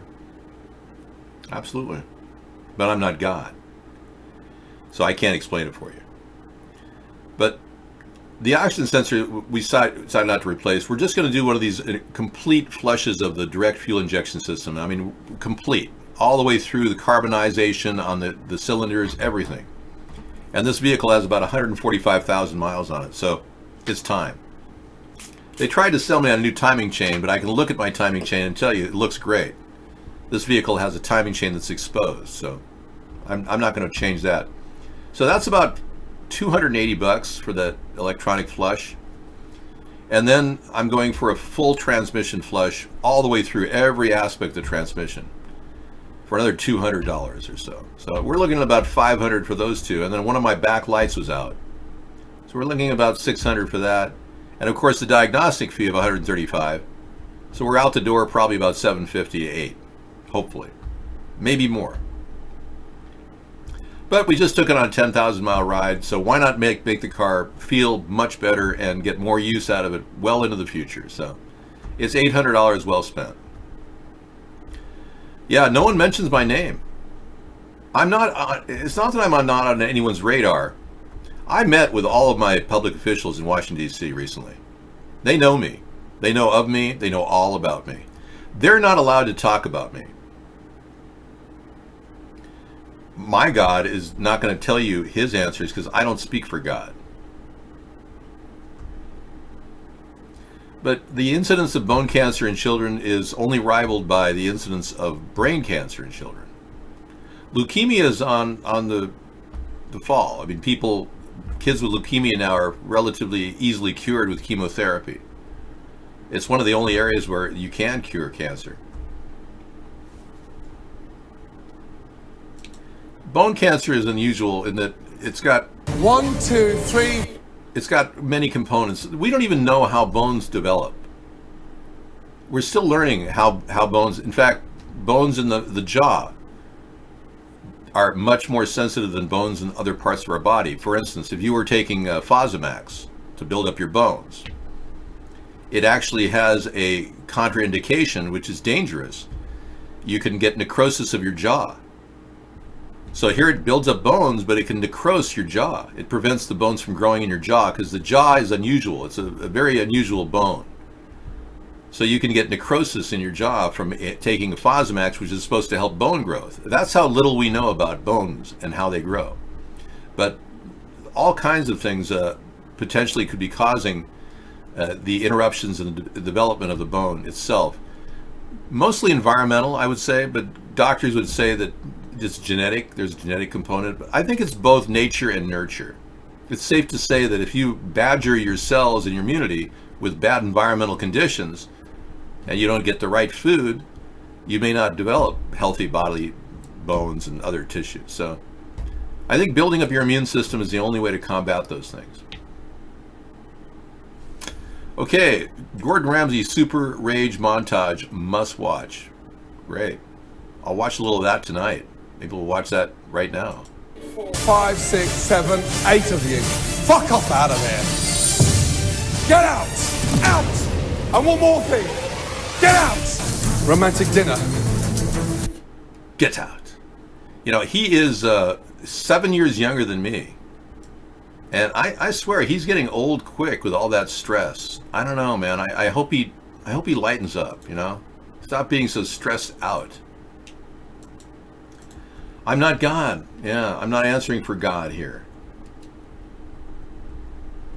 I'm not telling you to be a believer in anything. I've already done blackface too. It's not about shaking up the 2020 landscape. Psychobehavior, you don't get it. I am censored heavily in my own country. What about that do you not understand? I can't believe you people keep asking me, Dave, you got to get more out there. Dave, You don't realize there's a wall of censorship descending upon all of us. Not just me. What has you ever done for God? Well, that's not between you and me. It's between me and my Lord. My Lord, what are you saying? Oh, the chair feels great. Yeah. I can tell you that being back in the swing of things is really an enjoyable place. I feel like I'm in the saddle again. Being on the road, man, do you remember those car shows where I did the camera from the back seat? Oh, those were so hard to do. And it was like 98 degrees outside. And I had to run the air conditioner half the time. I heard Lowe's is going to be laying off thousands of people. You know, their business model is just not functional. I've walked around Lowe's and I see everybody walking around Lowe's who are working there. And it's like, why are you people all working here? I walked into a bathroom at Lowe's one time and I found this autistic guy sitting there washing his hands and looking at the water. And he was working at the time. And it turns out autistic men and women love to look at water. So he was taking his time watching the water and turning the faucet on and off. And this was his job to be a Lowe's employee. It's like, wow, they're hiring all kinds of people over there. But I think hiring a lot of people to stand around doing nothing is not a recipe for good business. And I would recommend that Home Depot does the same revision. Instead of losing all their customers because of a bad business model, why don't they just fire a few unnecessary employees that don't amount to anything? Save some money. I'm not in favor of hiring useless people. I want people to have purpose, not just sit there going, "Hi, welcome to Lowe's. How can I help you?" Yeah, where do I find the plumbing section? Oh, that's on aisle 16.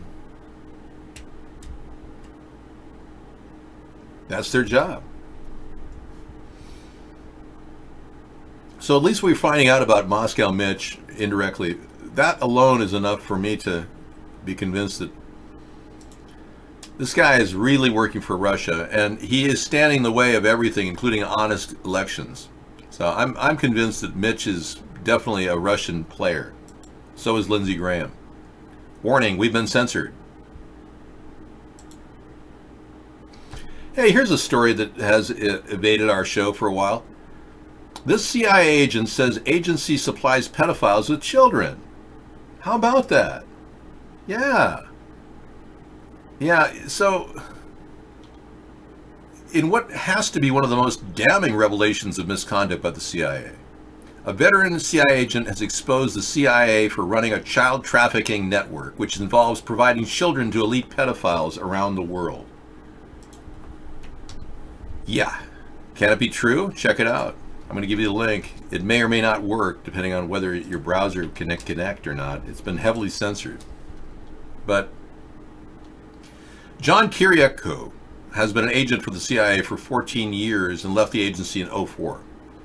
He's also associated with Hollywood, having worked as an advisor in the movie industry. Speaking at a recent World Beyond War event, the former CIA agent blew the whistle on how the intelligence agency provides child sex slaves to powerful oligarchs in the showbiz industry and in Washington, D.C. So this whole thing of the Jeffrey Epstein wraps around on itself and connects all these top American politicians, government officials. He said, he continued, the CIA would provide these rich and powerful sources with a constant stream of child prostitutes in exchange for information. The children are usually raped and killed and likely to be never seen again, continued Kiriakou. They're using child prostitutes, yeah. The CIA veteran described how he would meet up with an elite source in a hotel. In return for information, the source would demand a child. Kiriakou explained how he would think of the elite oligarchs as being scumbags, but he would be forced to give them what they wanted. In this clip of Kiriakou's revelations about the American Intelligence Agency on YouTube, the CIA agent asks the audience who would meet a rich oligarch's demands for a prostitute. When few people raise their hands, Kiriakou then asks, but what if he asks for a child prostitute? The CIA agent then proceeds to tell the audience, your job as a CIA agent is to break the laws of the country you are serving. That's your job. Your job is to commit espionage, which in most countries is a death penalty crime. He continued, your job is to convince people to commit treason for you because they like you so much or they like the money that you're giving them so much. So because it's the nature of your job to break the law, they're the rules that are written for you to carry out that job. Now the problem there is that most CIA officers would procure the child prostitute even if they felt funny about it. They would be told by headquarters, you have a job to do. This is a bona fide source. Here, go and do your job. So they're not allowed to question their job or their authority or anyone else above them if they're asked to give a child to a known pedophile who will kill the child. So now you're beginning to wonder, well, how are we going to fix this? I mean, you got Clinton with all these trips to Orgy Island and Jeffrey Epstein now under the microscope, but now they're delaying the trial till June or September of 2020. They don't want anyone to talk. They don't want him to talk, that's for sure. I'm not a CIA agent, no. I have no affiliation with the government whatsoever. Just because I look really good, it doesn't mean I'm not the original, authentic Mr. Dave Sponheim, who absolutely represents the American people. I'm not a corporate or government employee, never have been. That's what makes me unique. I could have easily gone into television and done newscasting, but I chose not to.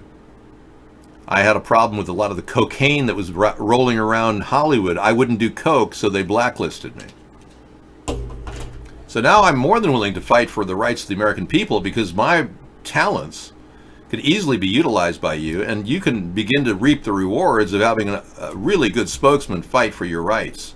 Your rights to a clean environment, your rights to opportunity at any level of education, your rights to not have to be told what to do by a police state that's constantly riding your ass, even down the highway, going 5 miles an hour with the speed limit. You're wondering, is it going to pull me over or not? I don't know. I don't want that for the American people. Our founders believed that the government's sole purpose was to make and enhance your life, liberty, and pursuit of happiness. That's the whole purpose of government. Not to tell you what to do and destroy your life, liberty, and pursuit of happiness. We've got it all wrong. Government shouldn't stand in our way as individuals, but it's trying to. That's why we need a third party. These people, these scumbags in the Democratic Republican Party have fallen into la-la land and have no idea how important the individual freedoms of this nation are.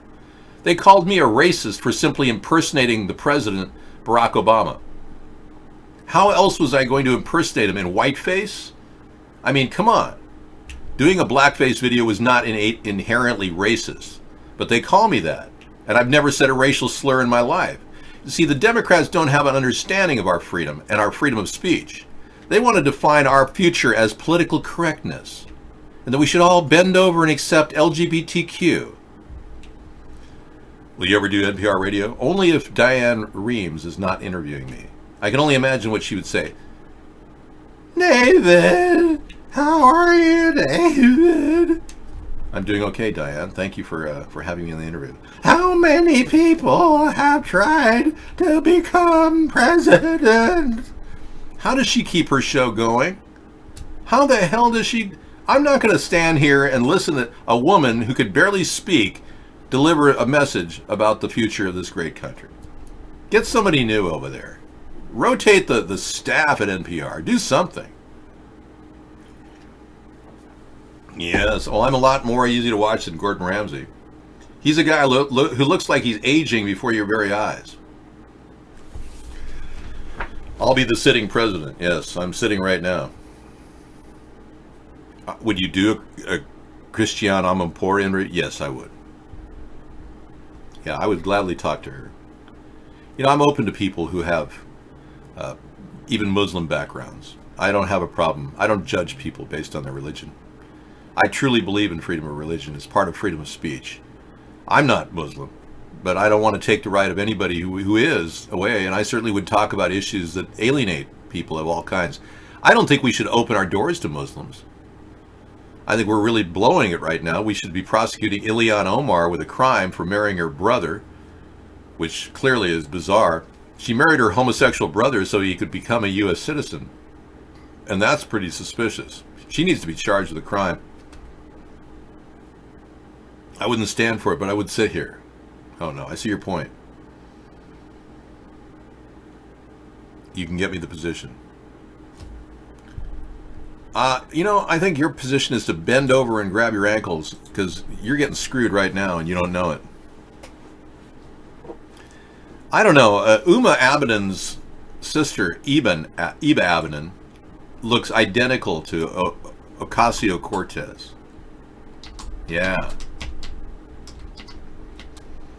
And when I started searching for the picture, it got buried on the internet. So I know we're onto something here.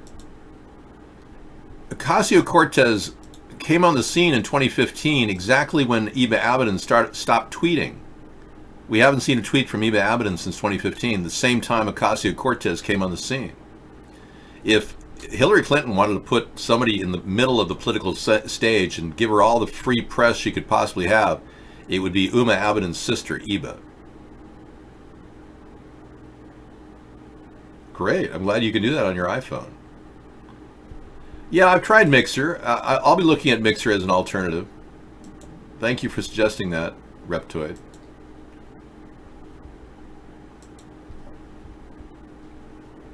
Well, here we are, already almost to the 2-hour mark, and I haven't really touched on a lot of issues.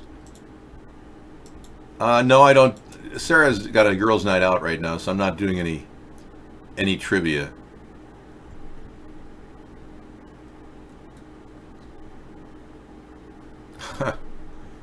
Okay, this guy had said something pretty interesting.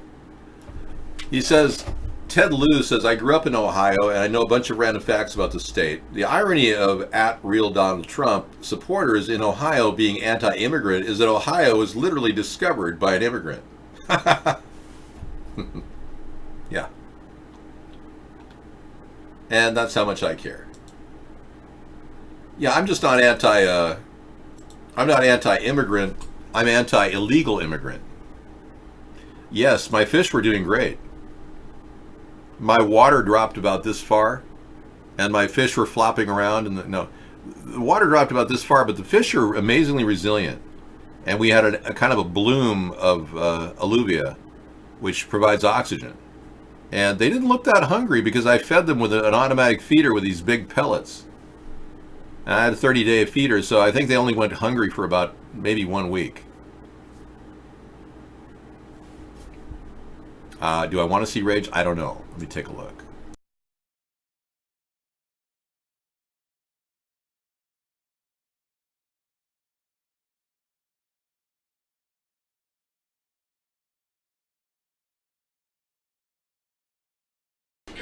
You don't care anymore, do you? Get straight to the fucking answer. No, I'm not cutting no bullshit. I'm telling you how it is. Fucking answer. Okay? All right? Okay. All right, good. Your menu is not better than mine. You know? You're a donkey. My food, You're a donkey. I mean, calling his people donkeys. I mean, I'm glad people are standing up in his face telling him what to do, It's a good thing. It's a good thing they do that. Yeah. I had some new ideas. I had a great idea to put a dome on top of the Notre Dame. Remember that? Yeah.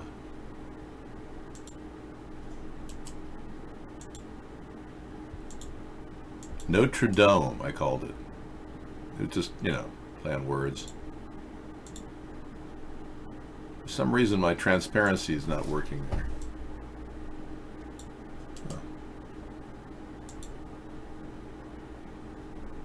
Yeah.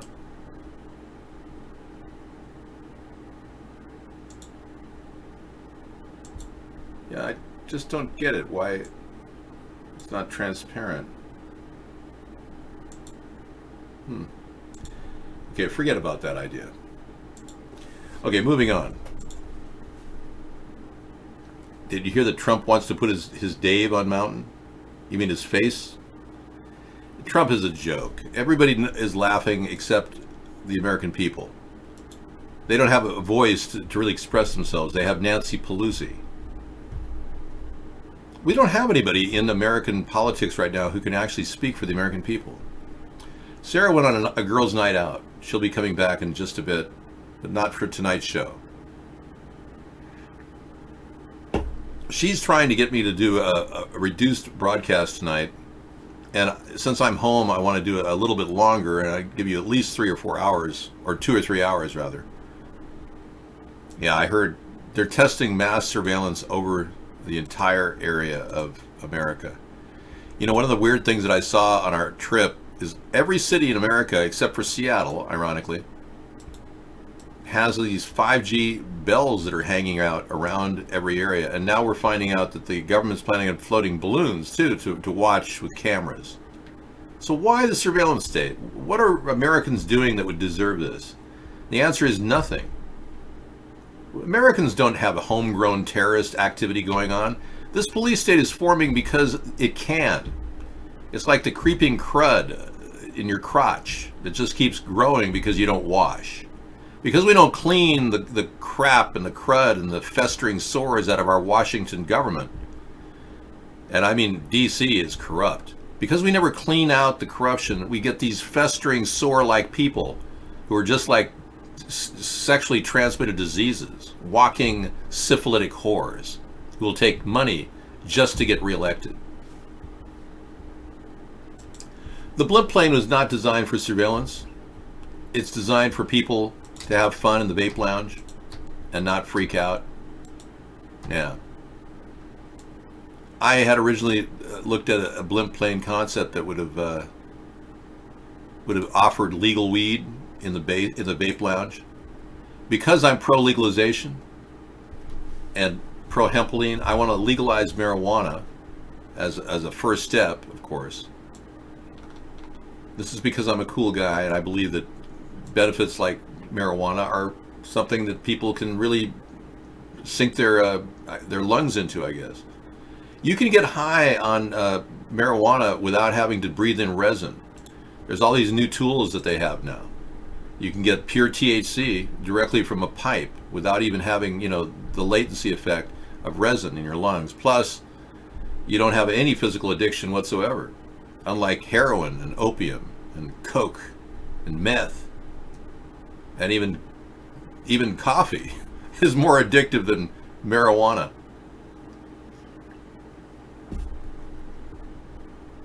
No, I'm not agitated at all. CBD removed your back pain? That's awesome, Bengalitis. Great. Yeah. We've got good ideas for the country. Obviously, solutions for the country have been copied. Many of my ideas have been stolen by Donald Trump. This is a reaction, I think, to the fact that I've got good ideas and Trump doesn't. All he can do is just mouth off and create trade wars with countries like China. Oh, we went to black screen. Let's say China. China, China, China, China, China, China, China, China, China, China.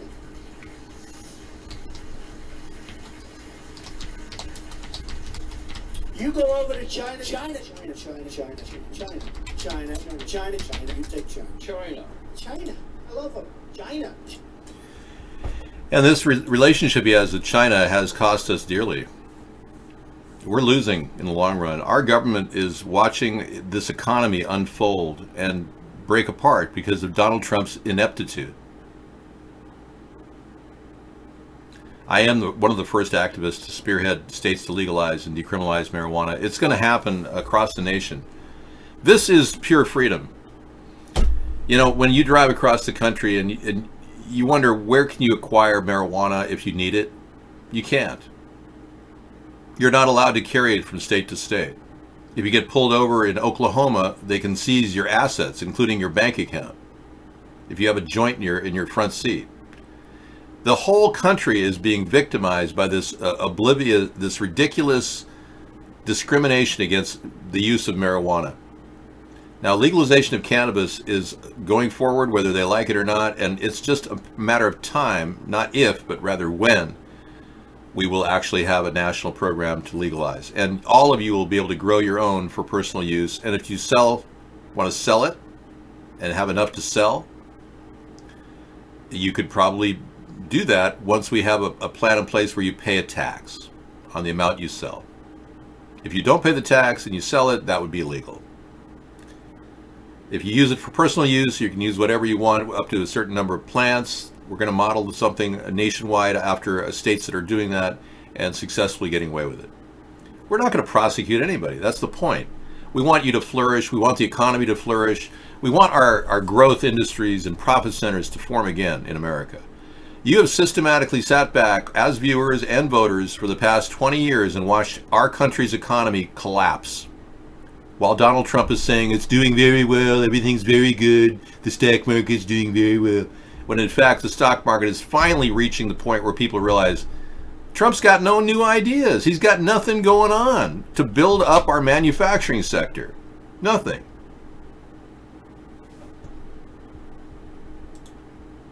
My ideas to decriminalize marijuana started when I first met Bud Green. Yeah, the guy who went by the name of Bud Green. I actually talked to him within 1 hour of his airing of the show Wally on Wally's, yeah. We have a video of Bud Green and a guy who used to be famous, Wally George, in and around LA. And I'll tell you, my era of legalization dates back to me smoking a joint with this guy. I think it was like 1990 or something, 1988. And he was on the show with Wally George, and he called himself Reverend Bud Green, this guy. I met him at the co-op at UCLA.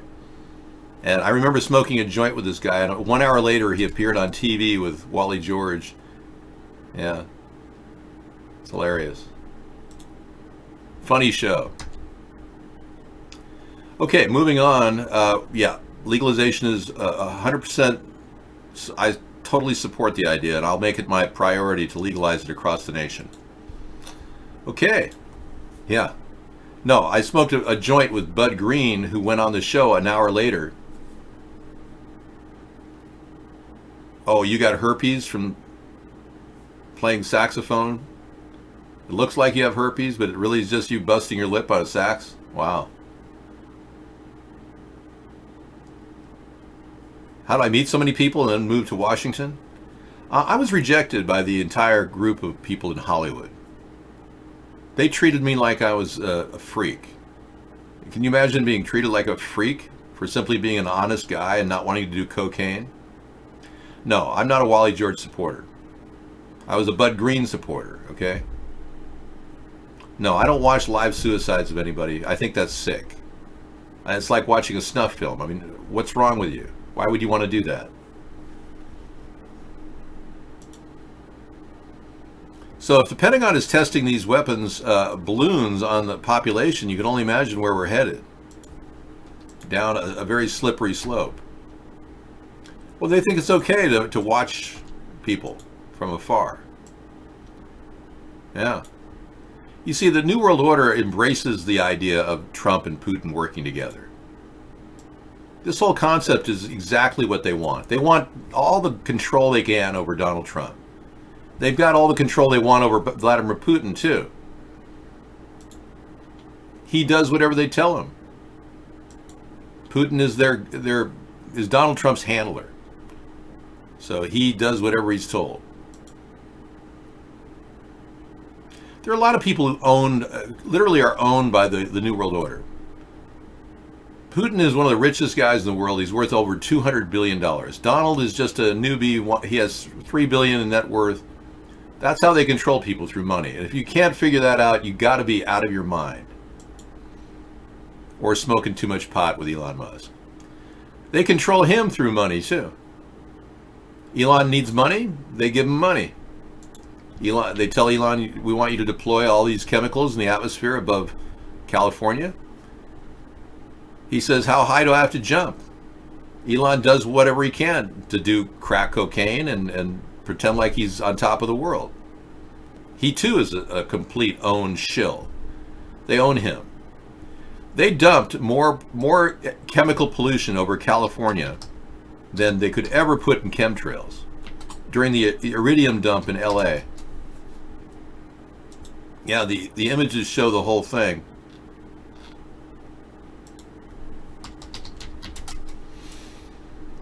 This was not some deployment of air of satellites. What this was, if you recall, it was seen over the skies of Los Angeles a couple of years. What this was an absolute massive chemical drop of heavy metals on the LA region. It's part of a weather modification program. There's no satellites being deployed here. Elon lied about that. Just like he lied about putting a car in the middle of space, and he claimed he had a photograph of it, a car in the middle of space, and he said it was so fake it's real. Now, he's completely controlled, and he's completely owned by the powerful elitists. That's why they give him all that money, because he's greedy. Anybody who's greedy is going to get their attention. And Donald Trump and Elon Musk have that big thing in common. They're greedy. We're not talking about great shakers and makers of new ideas. We're talking about people that'll do anything for money.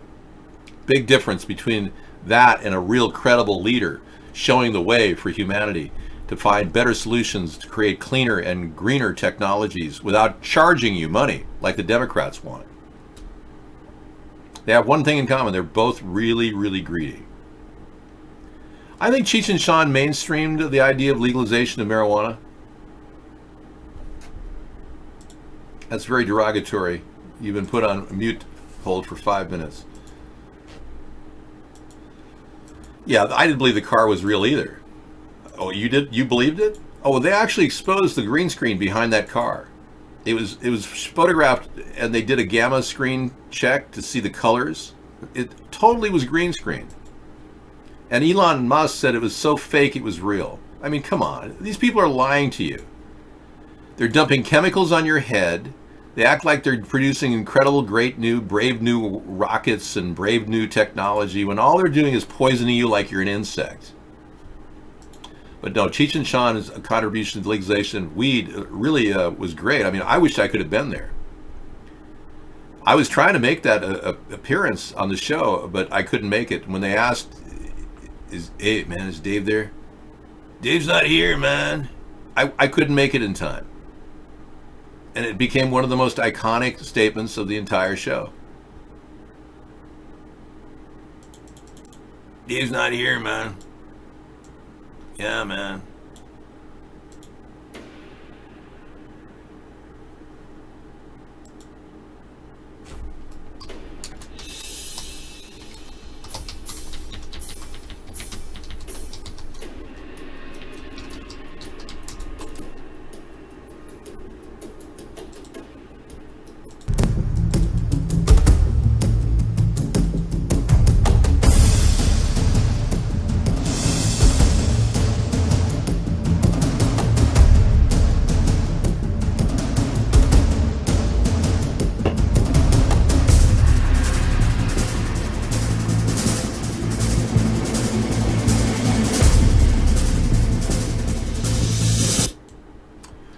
Okay, guys, we are strong and we are standing strong for both fairness in our government, justice for people not based on money and access to power, oversight over our current police system that is completely becoming a totalitarian police state, and to stop this growth of the new Nazis that are forming in America.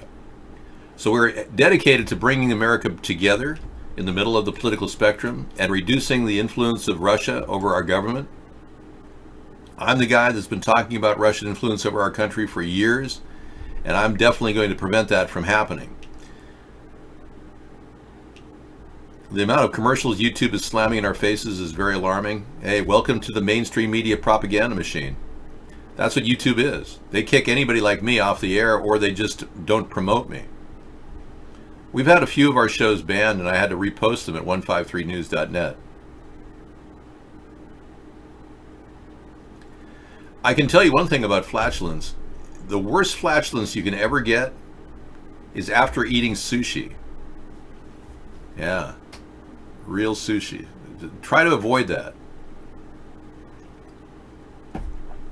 Yeah, whenever you go to a sushi bar, you always have to wonder, what's going on with the smell. Yeah, they just can't control it. I think Pelosi's a complete deep state shill. Her net worth is over $140 million now. Hang on. Yeah, her net worth, 140 million. Bing has it at 140 million. How does a person, Nancy Pelosi, become so rich? Well, they want Nancy Pelosi in play because they know she'll never prosecute Donald Trump. She does whatever the mainstream moderates want to do. So 118 out of 235 House Democrats have publicly called for opening an inquiry into impeachment. I mean, even my representative here in Washington, who I met recently, Rick Larson, he supports time for impeachment. And he's very, very cautious. He plays a very tight, close to the cuff game. He's very cautious, but he recently posted tweets about that. A lot of them are switching. I mean, the majority of the Democrats in about 2 or 3 weeks will probably be talking seriously about impeachment. It's just that you can't hide all the lies and deceit that Donald Trump has put in front of us. And we can't help but see it now that Mueller made it very clear that Trump was was actually blackmailed by Russia. I think anybody should be allowed to vote who's qualifies based on not on a mental status exam or a personality exam. Anybody should be allowed to vote.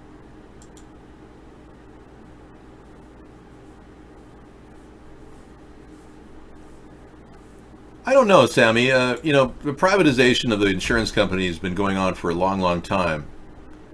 And if people like Bernie Sanders were to eliminate insurance companies like he's proposing, that really would turn the global police state and control of our healthcare needs over to a global authority. I agree with that. I'm against the global authority. I'm against Bernie Sanders. I'm against his idea that we should eliminate private insurance companies. I think we can actually have a public option that can coexist with a private insurance plan. There's no reason why one should bump the other one out. In fact, my concept of hybrid capitalism allows for our government to actually compete in the private sector with a public option.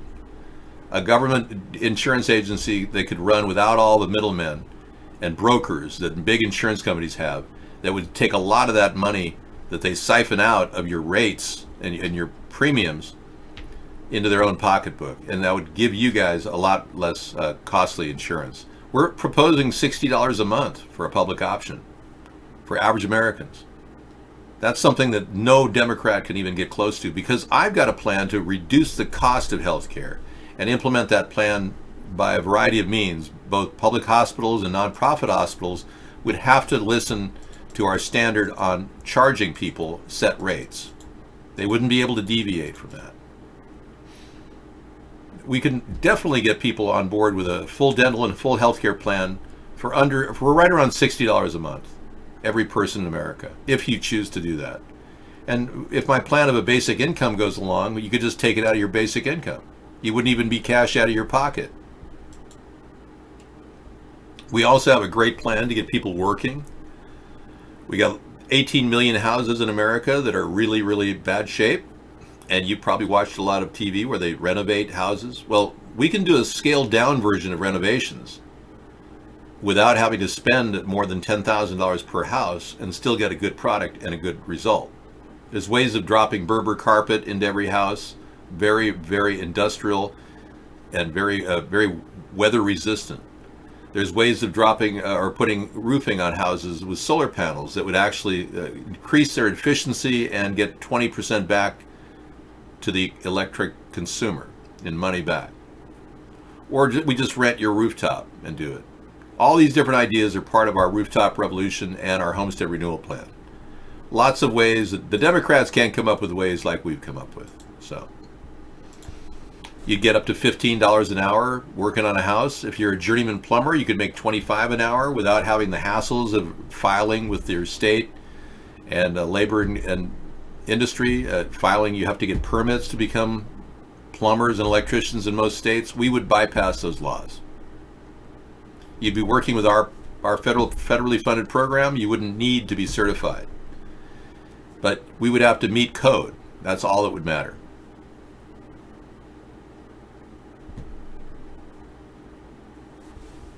Okay. Okay, Psychobehavior says I have to research. You don't have a right to censor free speech, Dave. I'm not censoring free speech. I'm making it available for you to actually be less redundant and less meaningless in the show.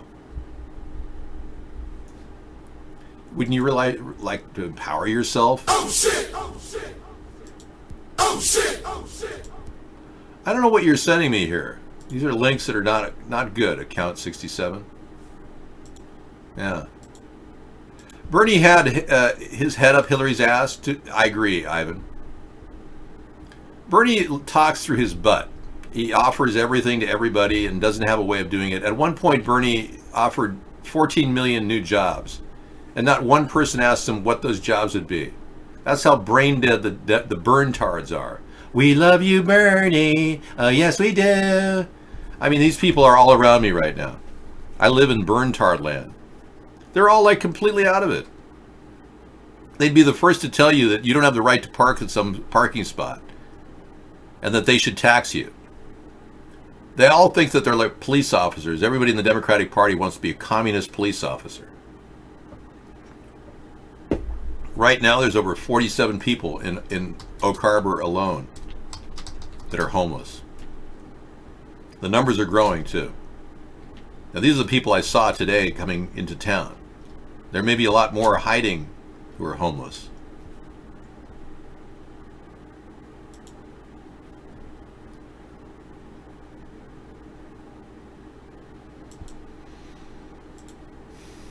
Can you help to make it 46?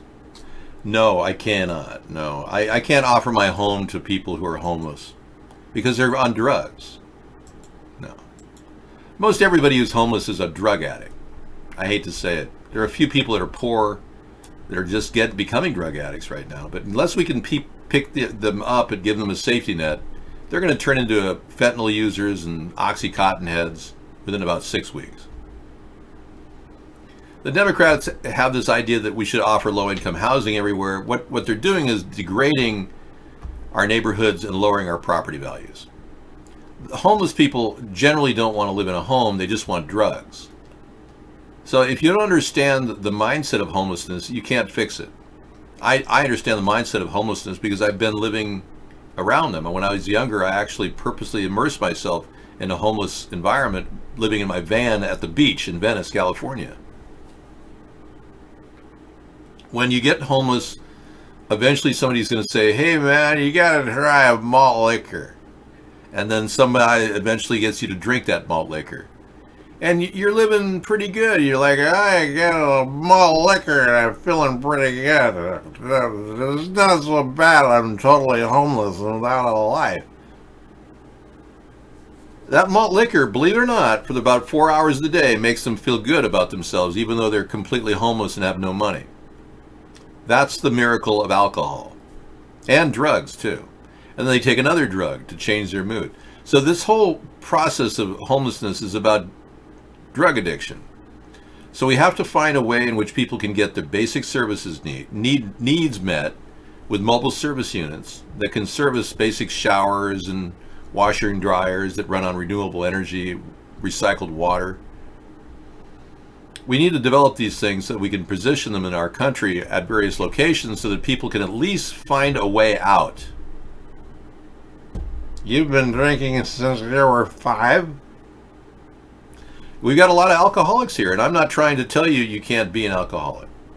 I believe in free will. If you want to be an alcoholic, that's your choice. I'm not here to tell you what to do.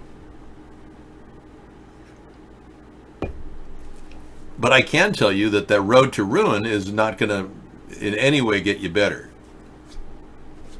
There's no way out once you head down that road unless you stop drinking. I like beer, Senator. Is that okay? Remember Brett Kavanaugh?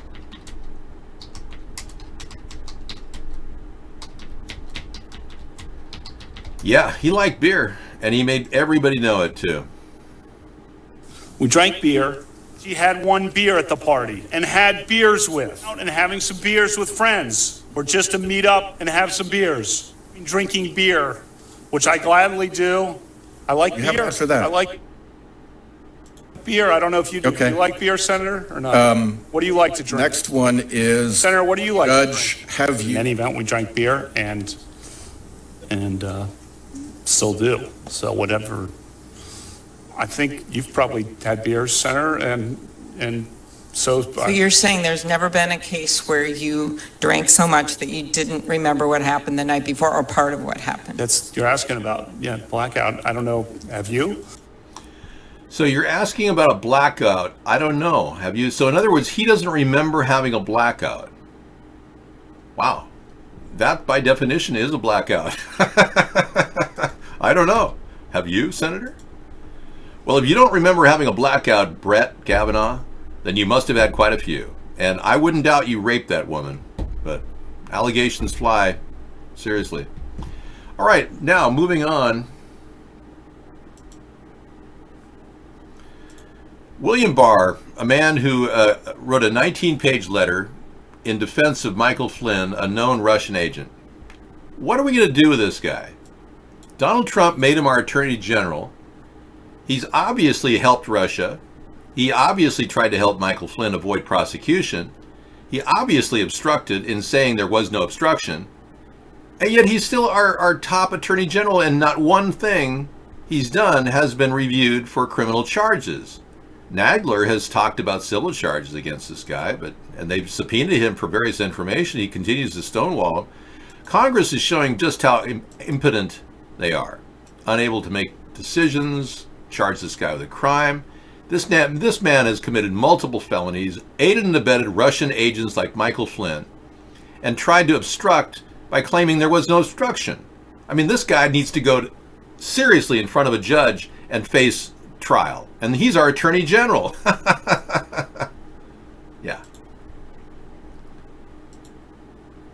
You're going to bed? Okay, take it easy, man. Ace Spade thinks he has the flu. Take a cold washcloth, put it on your forehead, turn the lights off, get some nice music on, drink some lemon water and tea. Yeah, he does look like he's watching a movie for the 50th time.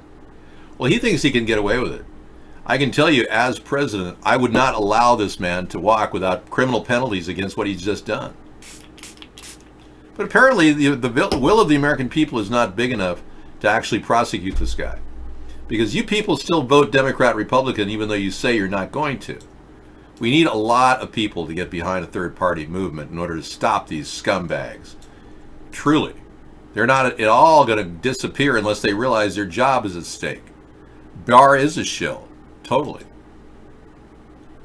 I bar.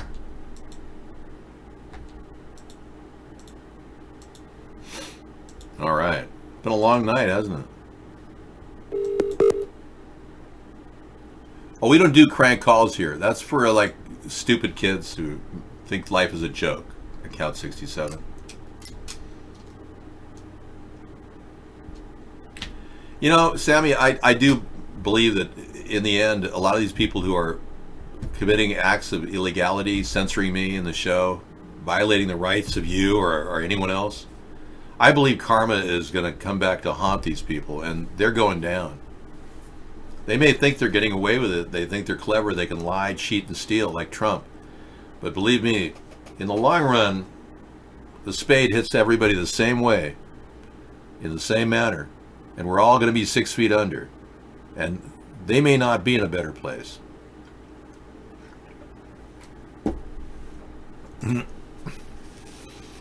Karma is one of those things that amasses over time, and like me not making a penny in the past 11 years of broadcasting, and Mark making millions and millions of dollars, that's going to come back to haunt him. He's playing a karmic game with reality if he thinks that that's not going to come back to bite him in the ass. It could be like a gallbladder removal, or not I want anything bad to happen, but you know, like if say you ate really good food all the time because you were making so much money. No, I don't buy VIP. They give it to me. They try to paint me out as somebody who would buy VIP. I would never buy VIP, ever. Say you're a guy who loves the good living. Like Michael Landon. Remember Michael Landon? What a sad case Michael Landon was. Father of Little House on the Prairie. He died at such a young age of pancreatic cancer. You know what Michael Landon used to like to do? He liked to buy everybody on the set lobster dinners. Yeah, he would take everybody out and buy them all lobsters. Everybody. He was really well liked, but lobster is really rich food and it can really affect your pancreas. A lot of these people sat there and drank sugar water and Coke all the time while they're on the set. We're finding out now that causes pancreatic cancer. Sugar water. Yeah. So, you know, he had all the incredible joy of being an incredible actor, having a wonderful life. His kids are still working in the industry. But man, what a way to go. I mean, within 6 weeks of Michael Landon's death, I saw this guy doing one-handed push-ups on TV. I don't know if you remember this. I mean, he was in physically top condition, but man, pancreatic cancer took him down. Yeah. Sugar water and lobster. Bad for the pancreas. He had great hair. His adopted son is doing very well. They're a very, very successful family. But, you know, he died too young. It's unfortunate. Yeah. So it comes down to not overdoing anything. Everything in moderation. I don't think ad blocker is sinful. It's not called stealing. No. You don't have a requirement to collect commercials and advertising when you go on the internet. It's not your inalienable right. Your inalienable right to yes, my hair has outlasted everybody. It's not your inalienable right to get commercials on your paid subscription service. You know what happened? In 1983, I think, there was a vote that was put up to the American people, a referendum, in which we were asked, should we actually get commercials for paid subscription TV services? And back then they had programs like Select TV where you could get special cable through a rabbit-eared antenna, broadcast through a special signal. Anyway, resoundingly, over 87% of the American people said, no, we will not get paid commercial on our subscription TV. And the ruling was established that we would never get TV commercials if we're paying. Like if you're paying for paid services.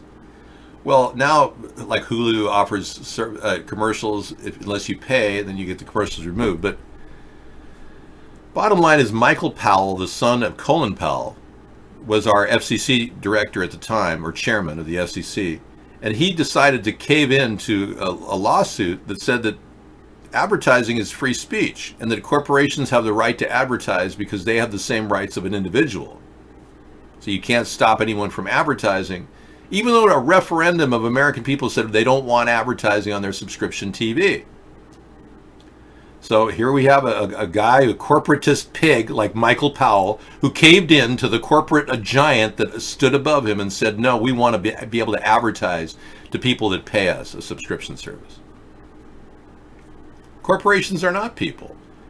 The Citizens United ruling completely, it's made in hell, basically, that said that corporations have the rights of individuals. It's absurd. No corporation in the world should ever have rights of an individual. But that's how it's been interpreted, and ever since they've overturned every referendum that's tried to get us commercial-free TV. I like commercial-free radio. I actually pay to have Sirius Radio because it's something I love. I love music. I love all the genres. When we go traveling, we listen to it. We have a home unit now. We listen to it. I sometimes like to listen to great music. So it's worth $20 a month to do that, and they don't have commercials. So that makes sense. But paid commercials, when you're paying for something, no. I do like rap. What kind of rap you talking about, man? Some people like commercials, yeah. The California scrubs arrest reports from Kamala Harris's years. Kamala Harris, they say, is a woman who pretty much slept her way to the top. She became Attorney General for California. Right. Hang on. Wrong story.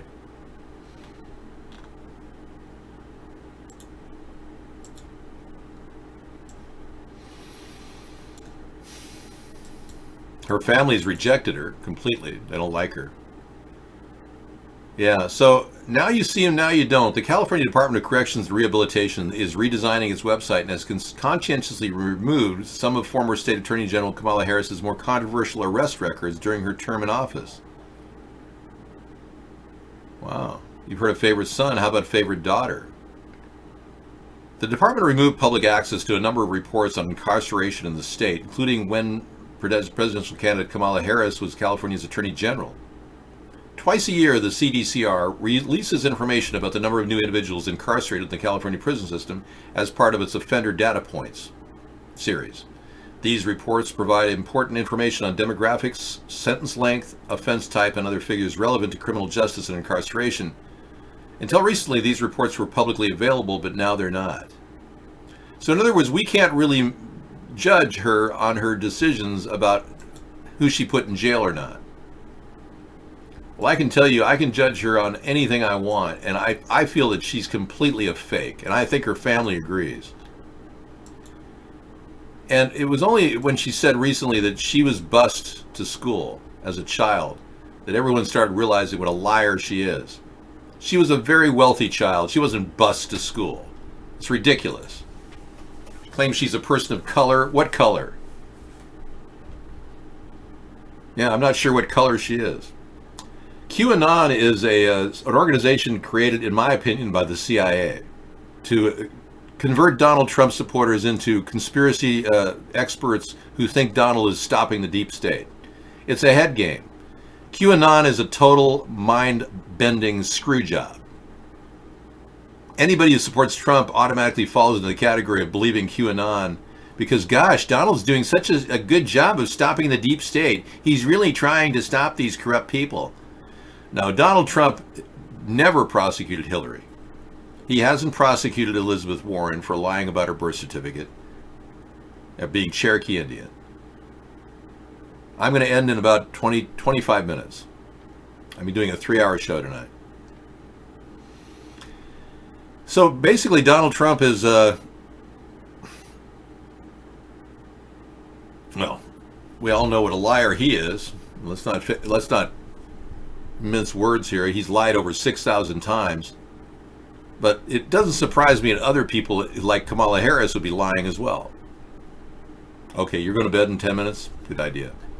Well, I'm trying to extend your ability to watch the show. We will be closing down in the future when we do our shows next week, because I will be taking the weekend off. Sarah and I have a lot of things to do still as we get back. She's talked me into taking one more weekend off, but I will be back on Monday. So you've got a couple days to rest up, and we will have a full show on Monday. It'll be an 8-hour show, 5 o'clock to 10 o'clock every night. We'll do a live show, and from 10 to 1 in the morning Pacific time will be videos. And that'll give me a certain amount of time I can play videos that have been bumped into the show and links that we bring in. We'll get back to our series of doing that, and I like to watch them too, so it'll be fun.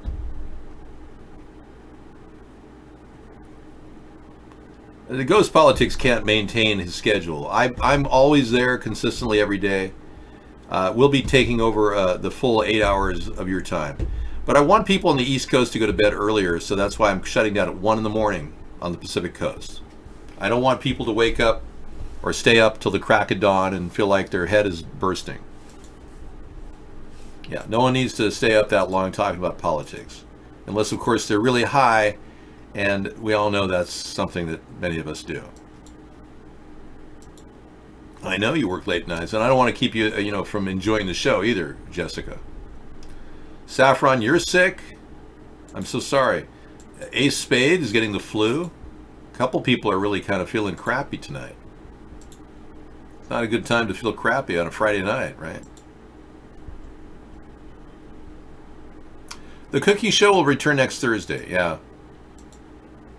You get up at 4 a.m.? Oh, okay. You're going to PB Army? Okay, whatever you want to do. Whatever that means.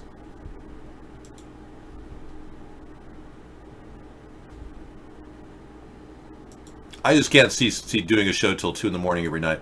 I've been losing sleep. I've been staying up till 3 in the morning every night. It's not good for me physically. I realize that. I'm not trying to make my life any worse. So we definitely have seen big change.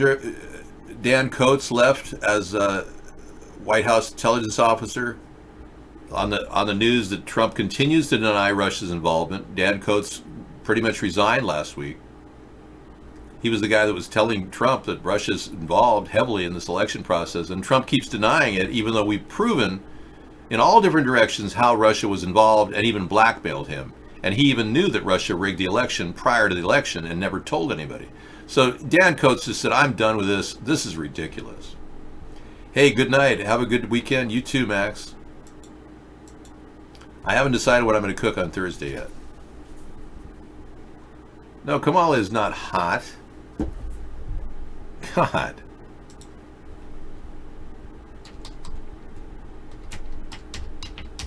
God. What the hell is wrong with you? Tulsi Gabbard is hot. Why don't you get behind Tulsi Gabbard?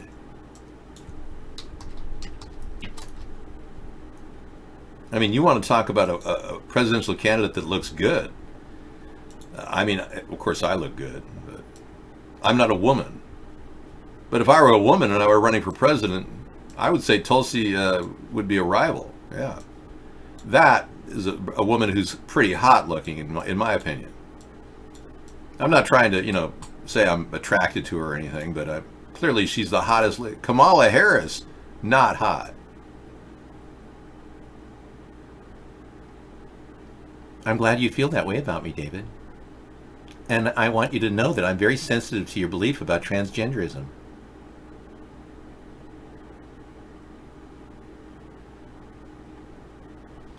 But yeah.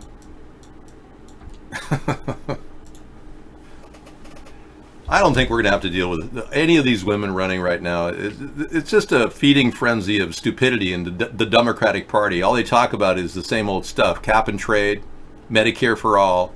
Like we can afford either one of these things. Oh my, Dave. No, I'm not a transgender. Yeah, Kamala's a 6.5. Tulsi Gabbard is more of an 8.5. I do. Like I said, I support Trump's keeping the price of gas down by cozying up with Saudi Arabia. I think that was a smart move. But I'm pretty sure that Putin is behind it. In the end, Putin wants higher prices in oil, and he's going to get it. As he continues to manipulate Donald Trump into selling Saudi Arabia nuclear power, nuclear weapons, I think Putin's behind that move. I think Putin's trying to create a crisis in the Gulf to trigger a spike of $20 per barrel in oil. That's his game. We've got to look at that as a possibility, because if Putin is going to do anything, he's going to try to angle Trump into doing something that will trigger destabilization in the Middle East. I've looked into this deeply in many different directions, and I can tell you I could compete with a supercomputer on this issue. If a supercomputer were to analyze the course of different actions by Donald Trump, it would say clearly that Donald Trump is working for Russia. He's alienated our NATO alliances. Russia doesn't like NATO.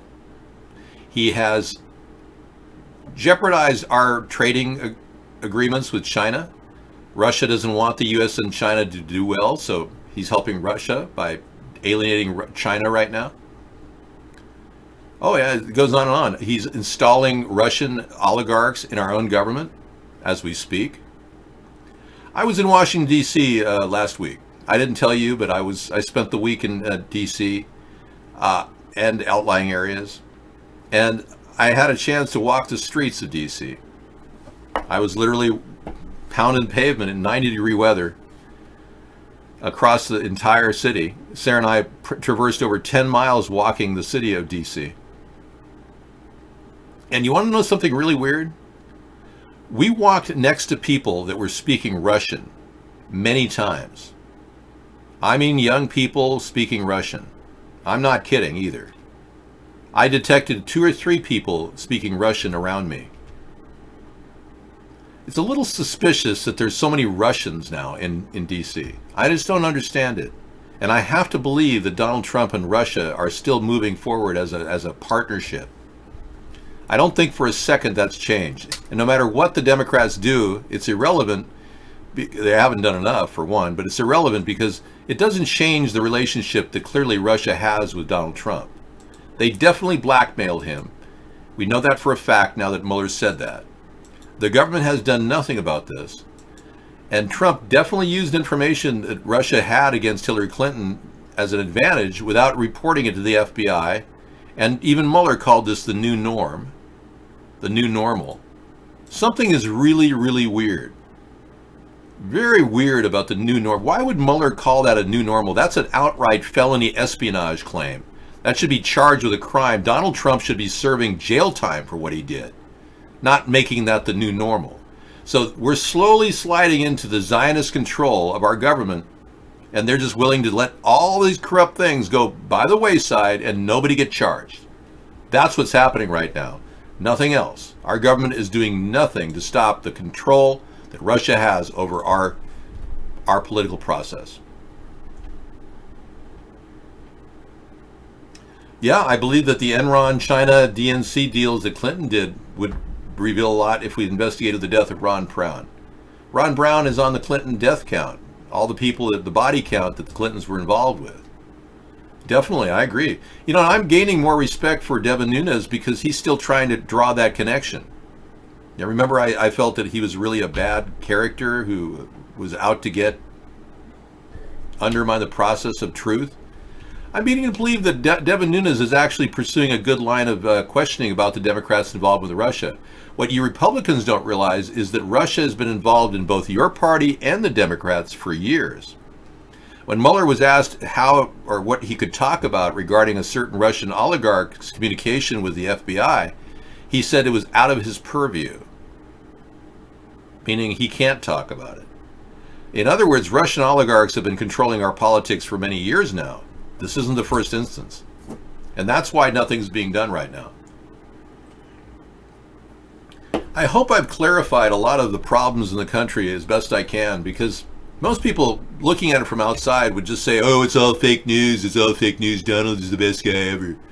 Hardly. There's a lot of truth going out there that's being suppressed, and Donald is in no way the best guy ever. He is a guy they can control by controlling his debt load. He has to constantly meet his debt. $30 million a month to maintain his debt load, Donald Trump. He has to come up with $30 million just to keep his debt intact, or they start to come in and close in on him. I don't know who owns Alexa. No, I believe it's something about Google that probably would be integrated in to the Echelon system. Donald Trump is a joke, and nobody can call him on it because many of you people have thrown your faith in him because he uses my ideas and doesn't implement them. We haven't seen a 1,000-mile fence yet, and he's had ample opportunity to build a container fence and hasn't done anything. I have a container fence idea that could very easily work for the border and could only cost $1 billion. Now, remember I said that Donald Trump could easily get billions of dollars to work on a fence by simply using it as part of a military engagement at the border? Well, it turns out my idea prevailed. The recent court ruling said that Donald Trump can use up to $2.5 billion to build a fence. We could easily build this for $1 billion. So what is Donald waiting for? Donald Trump is basically a shill for the New World Order. The New World Order does not want a fence around America. They want to blow past the fence. They want to weaken our country with illegal immigrants flying in, and now they're increasing at a rapid pace. So Donald Trump has become the instrument of nothing. He hasn't done anything to fix this problem. Now we've got a massive flow of illegal immigrant families that are coming in being treated like crap by Donald Trump and the Border Patrol. 2 Border Patrol officers were killed 3 or 4 weeks ago. They called it a suicide. Why would 2 Border Patrol officers shoot themselves in the head? That's absurd. Clearly they were killed because they wanted to report the atrocities that were taking place around them. Yet the government refuses to acknowledge that these could be killings and murders. Trump has not boosted the economy. The stock market is down big time. The real economy is suffering. People don't have a clue as to how to get out of this situation. Well, let's just say that he's kept the stock market buoyant with his tax breaks for the rich, because they had so much money that all they want to do is play stock market games. So taking $5 trillion out of our budget was the stupidest thing Trump could have done, and now these rich people are just playing in the stock market, but even they're getting a little skittish. So by 2015, the stock market was doing pretty well and then plateaued during the election. Oh, I'm sorry. That's a 1 month. Let's look at a 6 month. He's been slowly going up, but then big dips now in 2019, and then now up, and now we're on a downward trend. 5-day forecast is showing very negative spikes in the downward cycle. People believe that the Trump trade relationship with China is going to undermine any new growth in our economy, and I think they're right. Trump has blown it with China. I'm telling you, this guy is absolutely stupid to keep prosecuting Meng over some ridiculous trumped-up charge of violating economic sanctions against Iran. It's ridiculous. He should have dropped that case and we would restore at least communications with China. Trump is acting like a child holding on to his little toy saying, no, it's mine. You can't have it. I was the one that said don't sign the treaty with Iran, but also don't impose economic sanctions, give them a win. Trump didn't get that. He just followed my advice and didn't sign the treaty and then went ahead and doubled down on economic sanctions against Iran, and now he refuses to budge, and he wants to charge Iran with crimes left and right without any proof that they've taken down any drones or fired on any Japanese oil tankers. Trump is making ridiculous, unsubstantiated allegations against Iran, which is forcing troubled relations with China, Japan, Canada. This guy's an imbecile. I'm telling you, he is ruining our opportunities right now, and you'll find out later as all of this unfolds, and I get to sit back and watch. Trump nearly started a war with Iran. He didn't stop a war with Iran. It was, according to military advisors, Trump tried to trigger a war with Iran, and it got within 5 minutes of a nuclear engagement. That's not stopping a war with Iran. That's making a stupid decision and then pulling back at the last minute.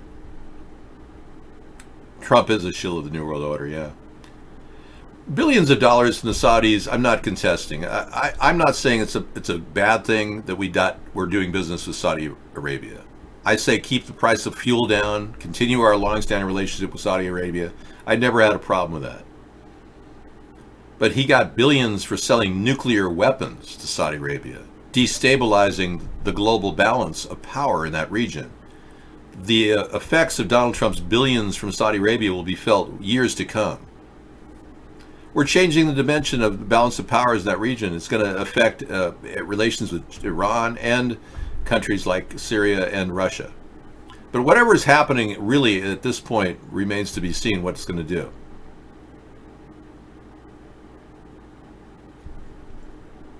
I'm home now. Yeah, I'm back home in my office.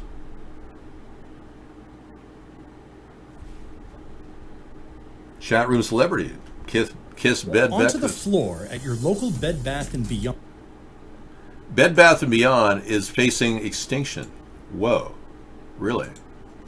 Huh. Okay, I've been walking around Bed Bath & Beyond for years, okay? And I keep looking at their bargain racks, and it just makes me want to puke to think that these people try to sell products at bargain rates that don't even have good sale prices. So... And you will likely see what many call clutter and chaos. Shelves are piled to the ceiling with coffee makers, vacuums, kitchen utensils, and the aisles are crammed with pillows, beach chairs, and countless other home goods. Customers and industry analysts used to praise Bed Bath & Beyond's vast and diverse inventory and exceptional customer service. Now they say these stores are confusing and difficult to shop in. Well, yeah, I mean, I've encountered the inherent problem that when you go in there,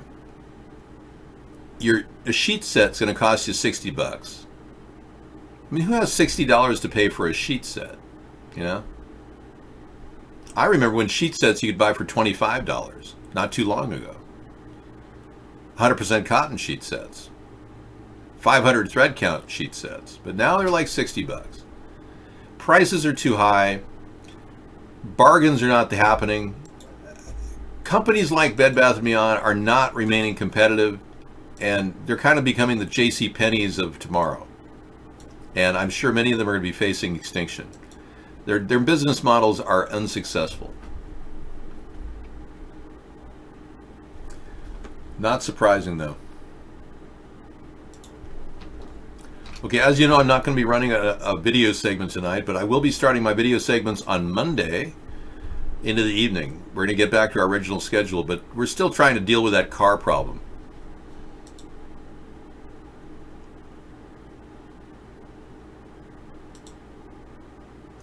Now, don't forget, we have other ideas too, like the Ocean Pipeline Project, which will bring fresh water into the desert, and we can produce this fresh water without using any fossil fuel or making any carbon pollution.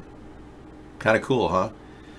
These are passive desalination units that will actually provide a tremendous amount of fresh water if we construct them. And they don't have a timeline to break down. They'll be good for a long, long time, 50, 60 years.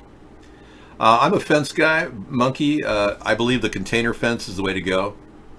Trump should have done that 6 or 7 months ago. He's really wasting my time and yours not creating a fence. His obsession with wall was when he took my 1,000-mile fence idea and branded it his own, call it a wall. Somebody said, who's going to pay for it? He didn't watch our show. He didn't know how it was going to be paid for. So he watched it long enough to get the idea, but he didn't implement a solution. But Mexico is going to pay for it. Everyone thought that Trump was kidding or something. No, he really believed that somehow Mexico was going to pay for it. This is how detached Trump is from reality. Mexico would never pay for a wall next to their country. I mean, absurd. Yeah, the container fence idea is still a very viable idea. Theoretically, we can even convert these containers into living residences for people who are illegal.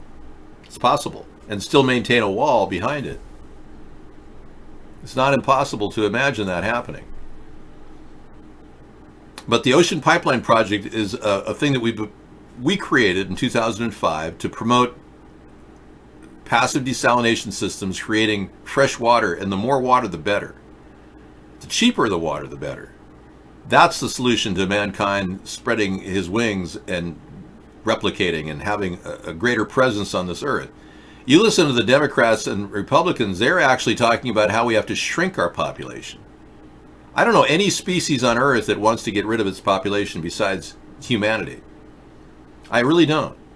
And one thing about driving across the country, I absolutely believe that if we brought fresh water to those areas, outlying areas, we'd see much more prosperity and food production. But that's an intelligent, common sense thought. Our government isn't working that way. We're working so that rich people can get richer and we get poorer and eventually exterminate us. That's their big plan, to get rid of us. So they got all these people in college thinking that we have limits to growth and there's no way we could ever support the population because we're not distributing things right now. Of course we're not going to support a population if we got greed mongers sucking money out of everybody's pockets so that they can sit there and hoard it for years to come. Our problem is the greed in our economy and the pigs that own that control of that money. That's the problem in this country. We could easily provide more opportunity and distribution if we provided more water and food and housing. It is. It's not just a Ted Turner thing. It's a global elitist thing. They want to get rid of the population. They think that that's the key. No, that's not the key. The key is to make our country better, making our people healthier, strengthening the nation, and showing other countries by simple example that they can do the same. So I will not sit back and watch my America be destroyed. Not going to happen. All right, well, this has been a great show. We've had a long 3 hours. I'm glad I got back into the pacing of the show. Yeah, but Monday we'll start out at 5 o'clock and go to 10 with a live show, and then I'll follow up from 10 to 1 in the morning with videos. And I'll be in the chat room watching videos with you. That's what I'm going to be doing. Thank you for coming to the show, Sosati. You know, I think the government could do a lot better. Algae will not grow in the gutters for your watershed. We have Linda raised the point that Ocean Pipeline Project has a problem. Algae will grow. Not with cationic filtration. With UV lighting.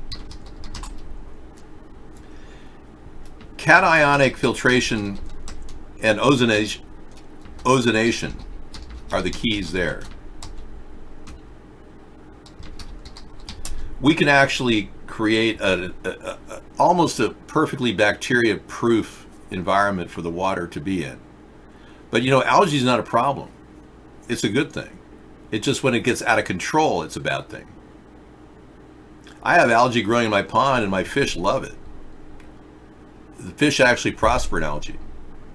But if you have too much, it becomes like the red tide. You know, it can be really devastating. Okay.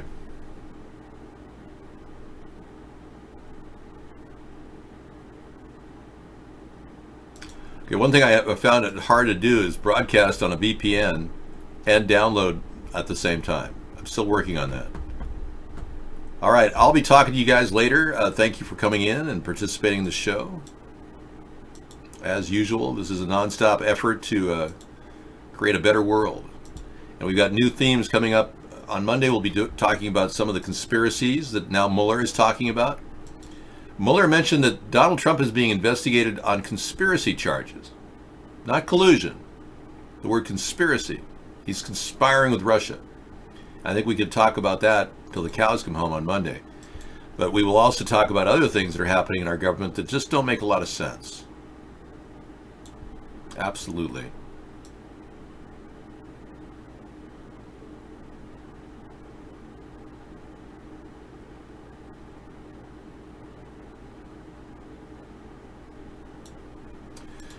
So keep the faith. Talk to people about ATP. Keep telling them about what we're all about and how we're being censored in our own country. And we'll see how far that goes. Zip. Yeah. All right.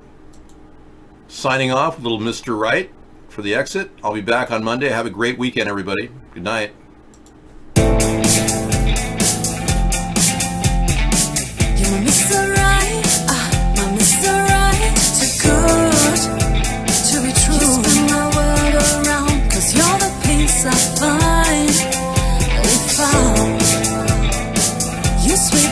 My feet, my heart stops to beat. Cause you make me melt away. You're Mr. Right, too good to be true. My world around, cause you're the peace I find. If you sweep me off my feet, my heart stops to beat. Cause you make me melt away.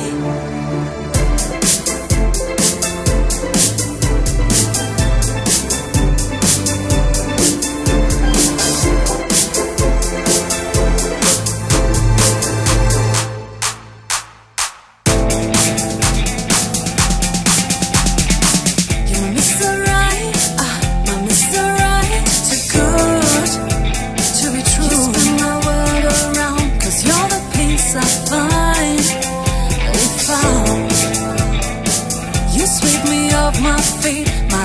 stops to beat. Cause you make me melt away. You're my Mr. Right, too good to be true.